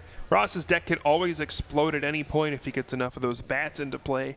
But given the spot right now, I do think Hondo is favored to win. Yeah, I mean, if we had enough time. Like, if we're playing the whole game out, of course. It's not an unwinnable matchup. It's definitely in Ross's favor, just the way that these cards exchange. But There's the first bat, the Golbat coming in with the sneaky 2 damage counters. Another Pikachu coming into play. And what else can Ross get down this turn? Yeah, he still has so many options, even though Wobbuffet's there. Yeah. Even without He's the done Shaman. pretty well, given the fact that Wobbuffet has been the starting Pokemon in both games. All right, so swap out, Raichu Army. And I don't know if he has another energy, but he can just pass. Yeah, so he's going to pass the turn. I think Hondo's got to start taking some really quick turns if he wants to have a chance to win. I see he has the switch. He's definitely going to have to switch this turn and hit a Mega Turbo and an energy. Switch, attach, Mega Turbo. Oh, there's the energy. I mean, I think he might even still have the computer search. I can't remember if he played it or not. I think he got hit by an N, so he might not have it anymore. This is a brand new set. Yeah. He doesn't really he doesn't have time to think about energies. You kind of just have to let the force take you, you know. just play him down. But yeah, I don't even think he has like a is it a Mega Turbo at the end of his hand all the way to the left? Yeah. And he realizes the writing's on the wall. You can't take 6 prizes in 2 turns. So, I mean, that's going to be it. Even though Alejandro may have had the advantage in that game, the first game just took so long that we didn't have enough time to play a second one. So, Ross Cawthon is going to take that victory with a 1-0 score, and he's going to move on. I think he is 8-1 at this point. Hondo's going to fall down to 7-1-1, but both of these players are guaranteed to play tomorrow. Yes, they are. So they were playing, though, for better positioning tomorrow. Yeah. So, for example, I know when you win a game, you get +3 points to your total. When you draw, it's just 1 for each player. That +3 is going to go a long way for Ross. It gives him a better spot, gives him a better chance tomorrow when every player